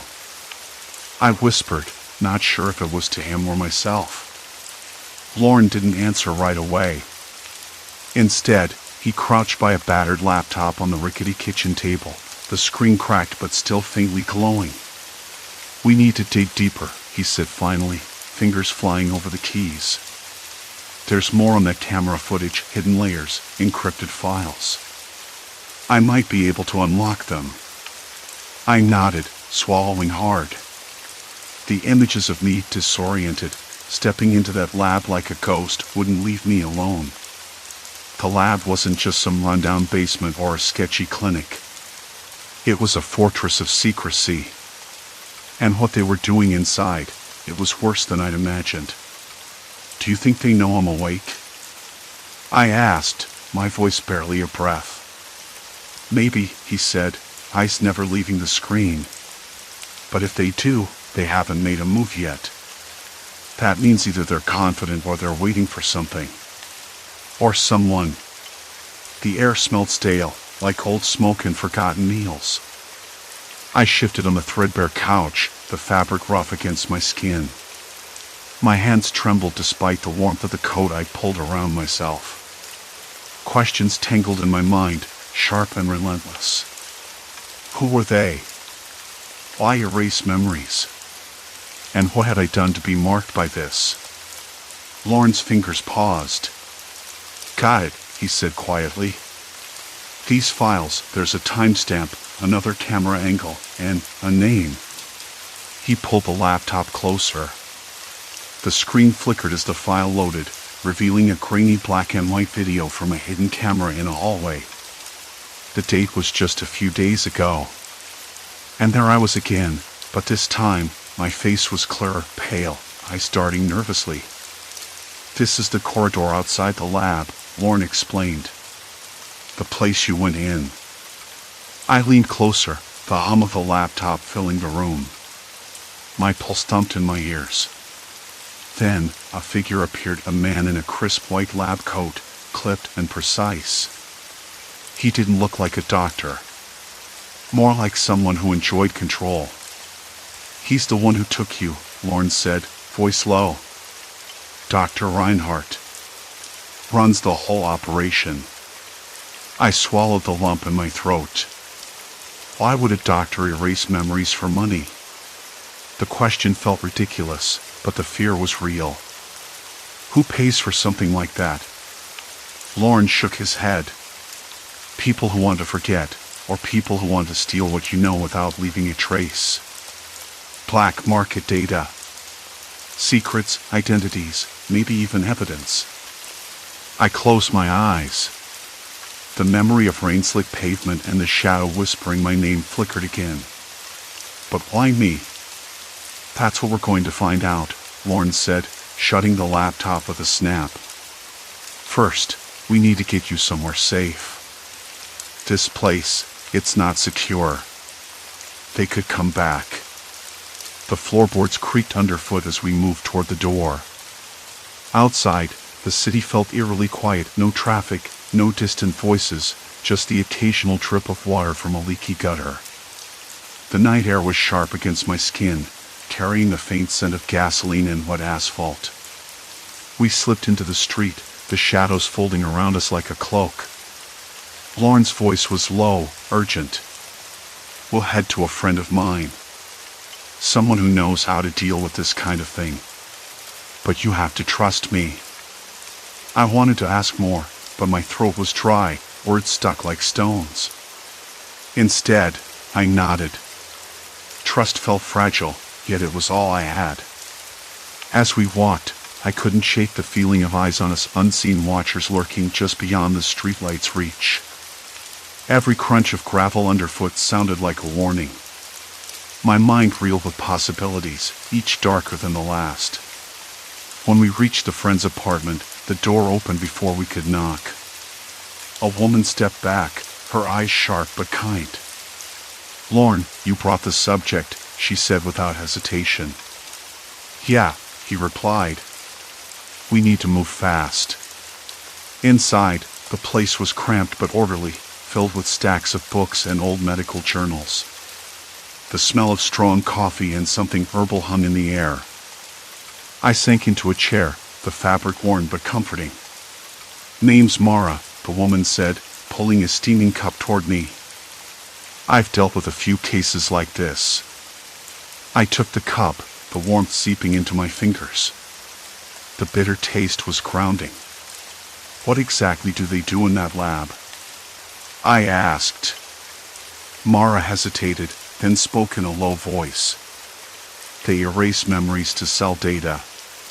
Personal histories, skills, even trauma, they strip it away so buyers can start fresh or cover tracks. It's lucrative and illegal. People just disappear after," Lorne added. "Because once you lose your memories, you're vulnerable. Easy to control or discard." The room seemed to close in around me. I reached for the edge of the table, knuckles whitening as panic pulled tight. So if they took 6 hours from me, what else is missing? How much of me? Mara's eyes held a flicker of something, pity or warning. "More than you think. And they might come back to finish the job." The thought made my skin crawl. I glanced at Lorne, who met my gaze steadily. "We'll figure this out. But you're not alone." I wanted to believe him. I needed to. But as the weight of the night settled, a new fear gnawed at the edges of my mind. Not just about what I'd lost, but what was still out there, waiting. Watching. The clock ticked audibly. Time was no longer a friend. It was a threat. Suddenly, my phone vibrated sharply against the wooden table. I froze, heart hammering. The screen was blank, no caller ID, no message preview. Just a number I didn't recognize. I glanced at Mara. She frowned. "Don't answer." But the buzzing didn't stop. If anything, it grew more insistent, like a persistent heartbeat, echoing the one pounding in my chest. I reached out, thumb hovering over the screen. Hesitated. And then I saw it, an incoming video call. The name was blocked out, replaced by a chilling, anonymous symbol. Something meant to unsettle. Cold sweat broke out on my forehead. "What do they want now?" I whispered. Lauren's voice was tight. Only one way to find out. I swallowed, fingers trembling, and tapped the screen. The face that appeared was not a stranger's. It was mine, but not as I remembered. It smiled. The face on the screen smiled. What is this?" My voice came out rough, barely above a whisper. The image didn't answer. Instead, the screen flashed, and suddenly I was watching myself again, but from the outside, like a surveillance feed. I saw the front entrance of that sterile building Mara had mentioned, the one nobody talked about openly. The lab. There I was, or someone who looked just like me, stepping through the doors without hesitation, carrying a small black bag. The timestamp read 6 hours ago. The missing hours.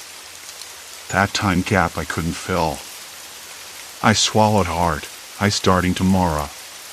She was pale, biting her lip, the tension in her shoulders raw. "I don't like this," she muttered. "It's a trap." I wanted to agree, but part of me was already sucked into the screen, watching the scene unfold. The footage shifted to a hallway inside the building. The lighting was harsh, sterile white that made the shadows deeper, almost alive. I could hear the faint hum of ventilators and the occasional beep from machines I couldn't identify. The corridor felt endless, claustrophobic. A door opened. My other self stepped inside. The camera angle changed to a room packed with equipment, computers, wires, and what looked like a reclining chair with restraints. Then the face of a man appeared, but I couldn't make out his features clearly. He seemed calm, almost clinical, as if this was routine. The way he moved, the subtle gestures, it all screamed control. The feed cut to black.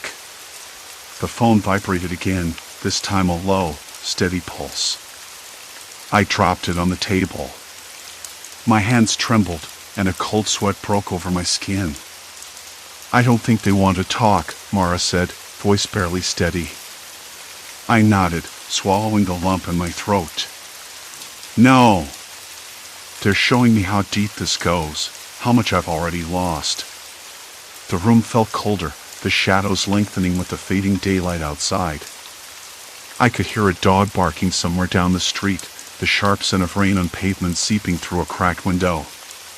It was ordinary, but it did nothing to calm the storm inside me.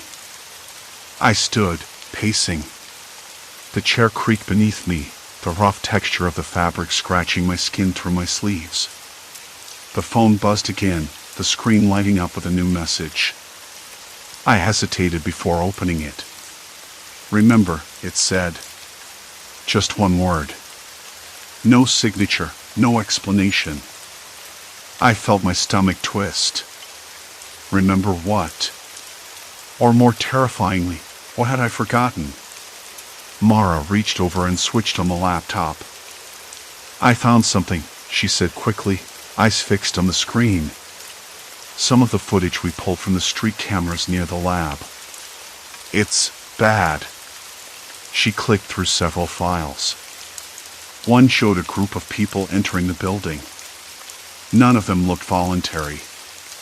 Their faces were tight with fear, eyes darting around like trapped animals. I watched a woman clutching a small bag, her knuckles white, then a man whose jaw was set so tight it looked like he was trying to bite through the tension. "You think they're all victims of a memory extraction?"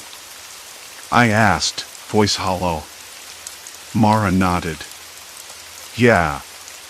And it's not just data they're after. They're stealing your past, your identity.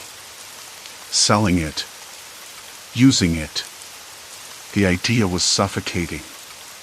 I pressed my palms to my face, the rough stubble scraping my skin. I could taste the faint metallic tang of panic rising in my mouth. There was a knock at the door. Sharp. Insistent. We both froze. The apartment felt suddenly too small, too exposed. Mara motioned for silence. I crept to the peephole. A man stood outside. His face was obscured by shadow, but I recognized the shape of his coat, the way he shifted his weight from one foot to the other. "Did you know him?" Mara whispered. "No," I said, voice cracked. But something about the way he moved made my skin crawl. He tapped the door once, twice. Then he spoke in a low voice, almost casual, "Open up. We need to talk." The words felt like ice sliding down my spine. I stepped back, pulling Mara with me. "We're not safe here," I said. She nodded. "They're watching. They know everything." The phone buzzed again, the screen lighting up with a video call. This time, I didn't want to look. But I did. The image was different, a well-lit room, a desk cluttered with papers and a laptop. A woman sat behind it. She was older, with sharp eyes that seemed to pierce through the screen. She smiled. No warmth there. Just calculation. "Welcome back," she said. "You're deeper than you realize. There's no turning back now." My heart hammered. I wanted to scream, to run, to erase what I'd just seen. But I couldn't. The screen went dark. Mara looked at me. "You're in this. Whether you like it or not." I nodded, swallowing the lump in my throat. The door was still locked, but I knew the walls weren't going to protect me much longer. Outside, the city pulsed with indifferent life. But inside, the clock was a merciless enemy, ticking down to something I wasn't ready to face. I sat back down, the chair creaking under me, and stared at the phone. The point of no return wasn't just a phrase anymore. It was here. It was now. And there was no going back. My fingers hovered over the receiver, trembling as the seconds slipped away, each one heavier than the last. My hands hovered over the phone, fingers twitching like they wanted to dial, but the lump in my throat held me frozen. "Go ahead," Mara said softly, her voice cutting through the tension. "Call whoever you want. Make your move." It wasn't a suggestion. It was a command. I swallowed hard and lifted the phone, the plastic cold against my clammy palm. The screen glowed faintly, reflecting the flicker of the overhead light. That damned light. It kept blinking, once every few seconds, like it was trying to tell me something or warn me. I stared at the contacts list. Names blurred. None of them meant anything anymore. I wasn't sure who I could trust, or if anyone was even real. My mind felt like a cracked mirror, shards of memory reflecting fragments I couldn't piece together. The past 6 hours were a black hole. The labs. The cameras. Mara's eyes. Her smile. The way she said, "You're deeper than you realize." The phone buzzed in my hand, startled me. I jumped and dropped it on the table.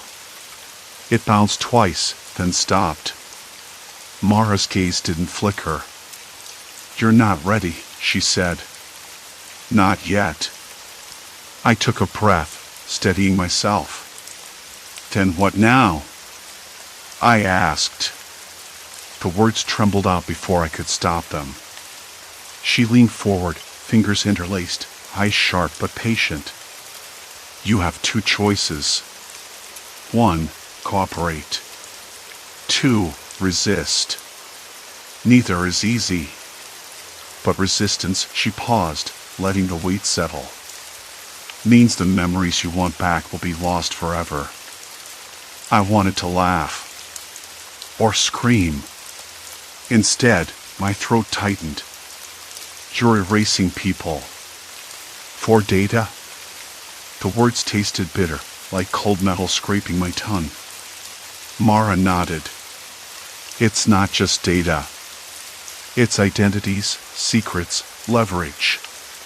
The kind of information that makes people disappear without a trace. We extract what we need, then wipe the rest clean. No witnesses. No loose ends." I ran a hand through my hair, trying to make sense of it all. Why me? Why erase my memory? She smiled again, but this time it was colder. "Because you stumbled onto something you weren't supposed to see. And because you're valuable." Valuable.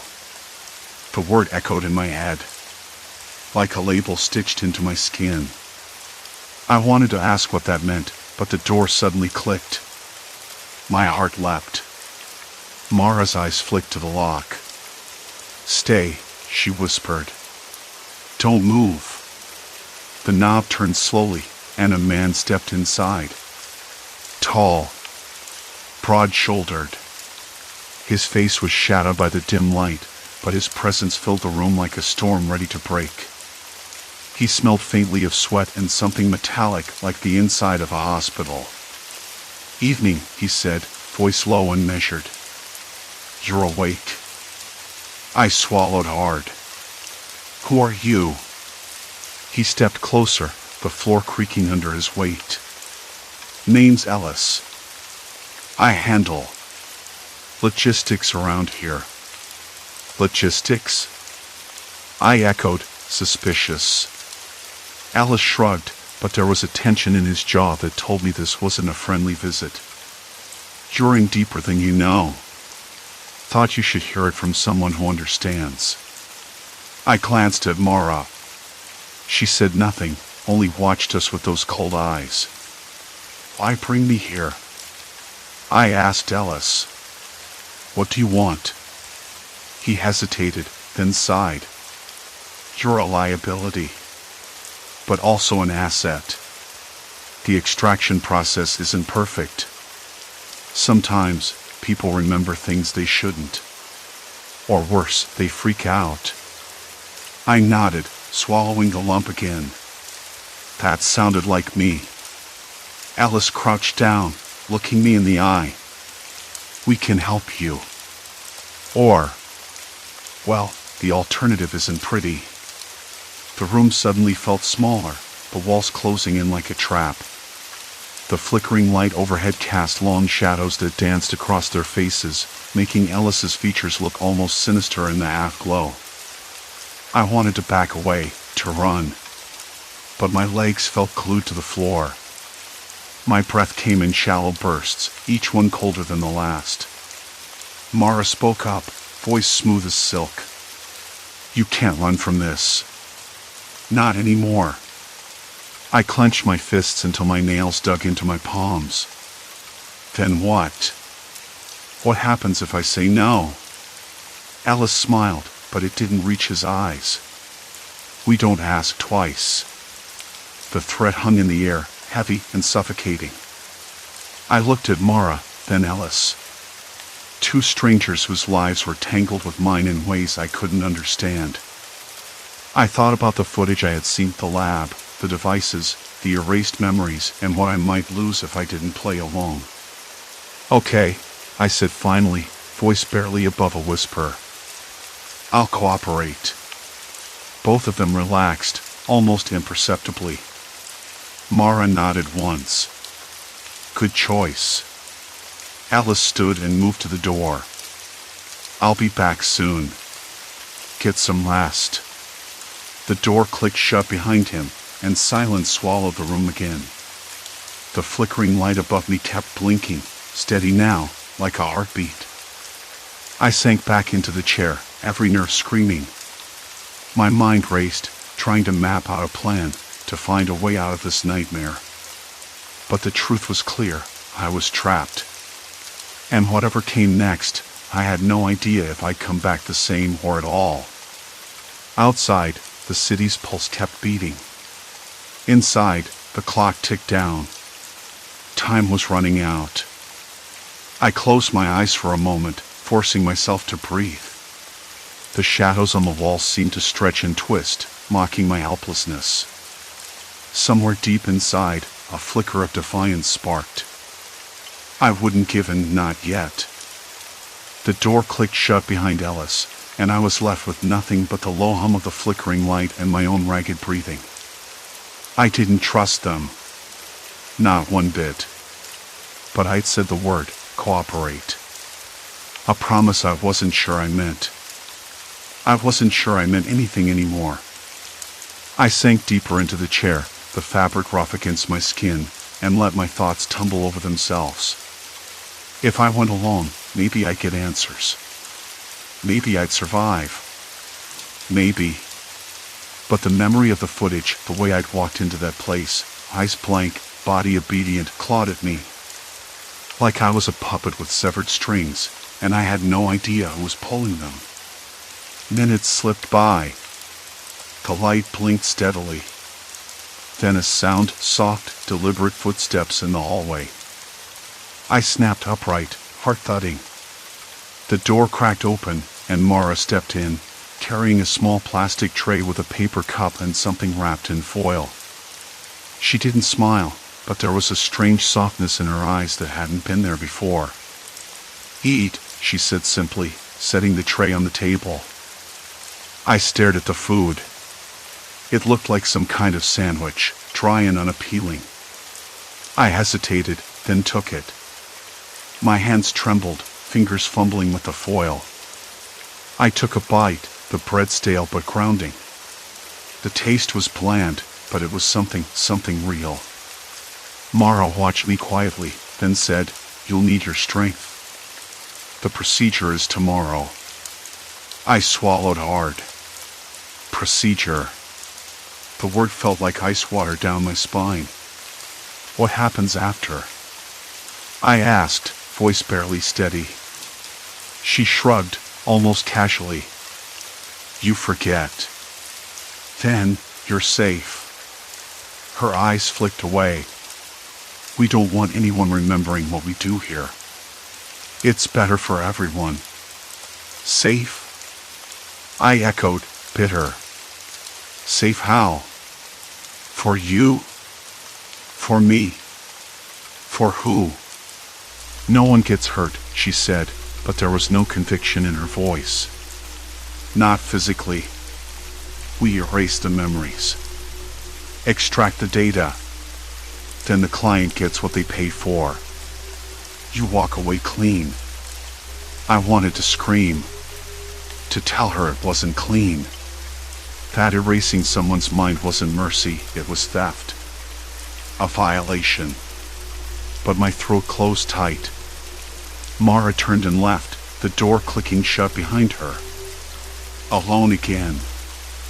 I sat there, the stale taste of the sandwich lingering, the weight of what I'd agreed to settling over me like a stone. My mind raced through fragments of the past hours, trying to piece together what was real and what had been stolen. The lab, the cameras, the cold faces, it all felt like a nightmare I couldn't wake from. But somewhere beneath the fear, a flicker of resolve sparked. If I was going to be a ghost in my own life, if they were going to steal my memories, then I needed to fight back. I didn't know how yet, but I had to. The night dragged on, thick and suffocating. I listened to the distant city sounds, sirens, cars, the murmur of voices, and wondered if anyone out there knew what was happening inside this building. If anyone cared. Morning came slow, gray light filtering through the narrow window. I woke to the dull ache of exhaustion and a mind still tangled in confusion. Alice was waiting for me outside my room, his expression unreadable. "We start soon," he said, voice flat. I nodded, swallowing the lump in my throat. "One last thing," I said, surprising myself. "Why me? Why erase my memories?" He hesitated, then said quietly, "Because you saw too much. You weren't supposed to." That hit harder than I expected. The memory of walking into the lab, the cameras, the erased hours, it was an accident. Someone wanted me blank, empty, compliant. I realized then the fight wasn't just to save myself. It was to reclaim whatever they'd taken, to stop this from happening to anyone else. The procedure room was colder than I imagined, sterile and silent except for the soft hum of machines. I lay back on the table, the straps cold against my wrists and ankles. The technician's voice was calm, clinical, reading instructions I barely registered. As the lights dimmed and the machine whirred to life, I closed my eyes. But I wasn't going to let go. Not this time. I reached deep inside, clinging to fragments of identity, to the anger, the fear, the defiance. They could try to erase my memories, but they wouldn't erase me. When I woke, hours later, the world felt hazy, edges blurred like a half-remembered dream. But the fire inside hadn't gone out. I could still feel it, faint but alive. Back in the apartment, Mara was waiting, no expression. "How do you feel?" I swallowed hard, trying to make sense of the fog. "Lost," I admitted. She nodded. "That's normal." But I wasn't normal anymore. I was different. I was fractured, but not broken. I spent the following days piecing myself back together, like a puzzle with missing pieces. The memories weren't coming back, not fully. But I remembered enough. Enough to know I had to get out. To warn others. I started small, checking phone records, watching the news, listening for anything that could lead me to who was behind this. The city around me was indifferent, a sprawling machine grinding forward, unaware of the silent crimes in its shadows. One evening, I sat by the window, the cold glass fogged from my breath. A dog barked distantly, a train rumbled far off, and the sky was bruised purple with the dying light. I touched the scar where I remembered the procedure had been, a dull ache beneath my skin. I wasn't the same person who had walked into that lab. I couldn't be. But I was still here. Still fighting. The threat hadn't disappeared. It lingered like a shadow at the edge of vision, always watching, always waiting. But so was I. I didn't know what the future held. Maybe the memories would never fully return. Maybe I'd live with this fracture forever. But I would be ready. Because now, I understood what they were really erasing, not just memories, but pieces of ourselves we needed to survive. And I wasn't going to let them take that from me. The city breathed around me, indifferent and vast. But inside, something new was growing, a quiet, stubborn hope. A promise that I wouldn't be erased. Not completely. Not ever.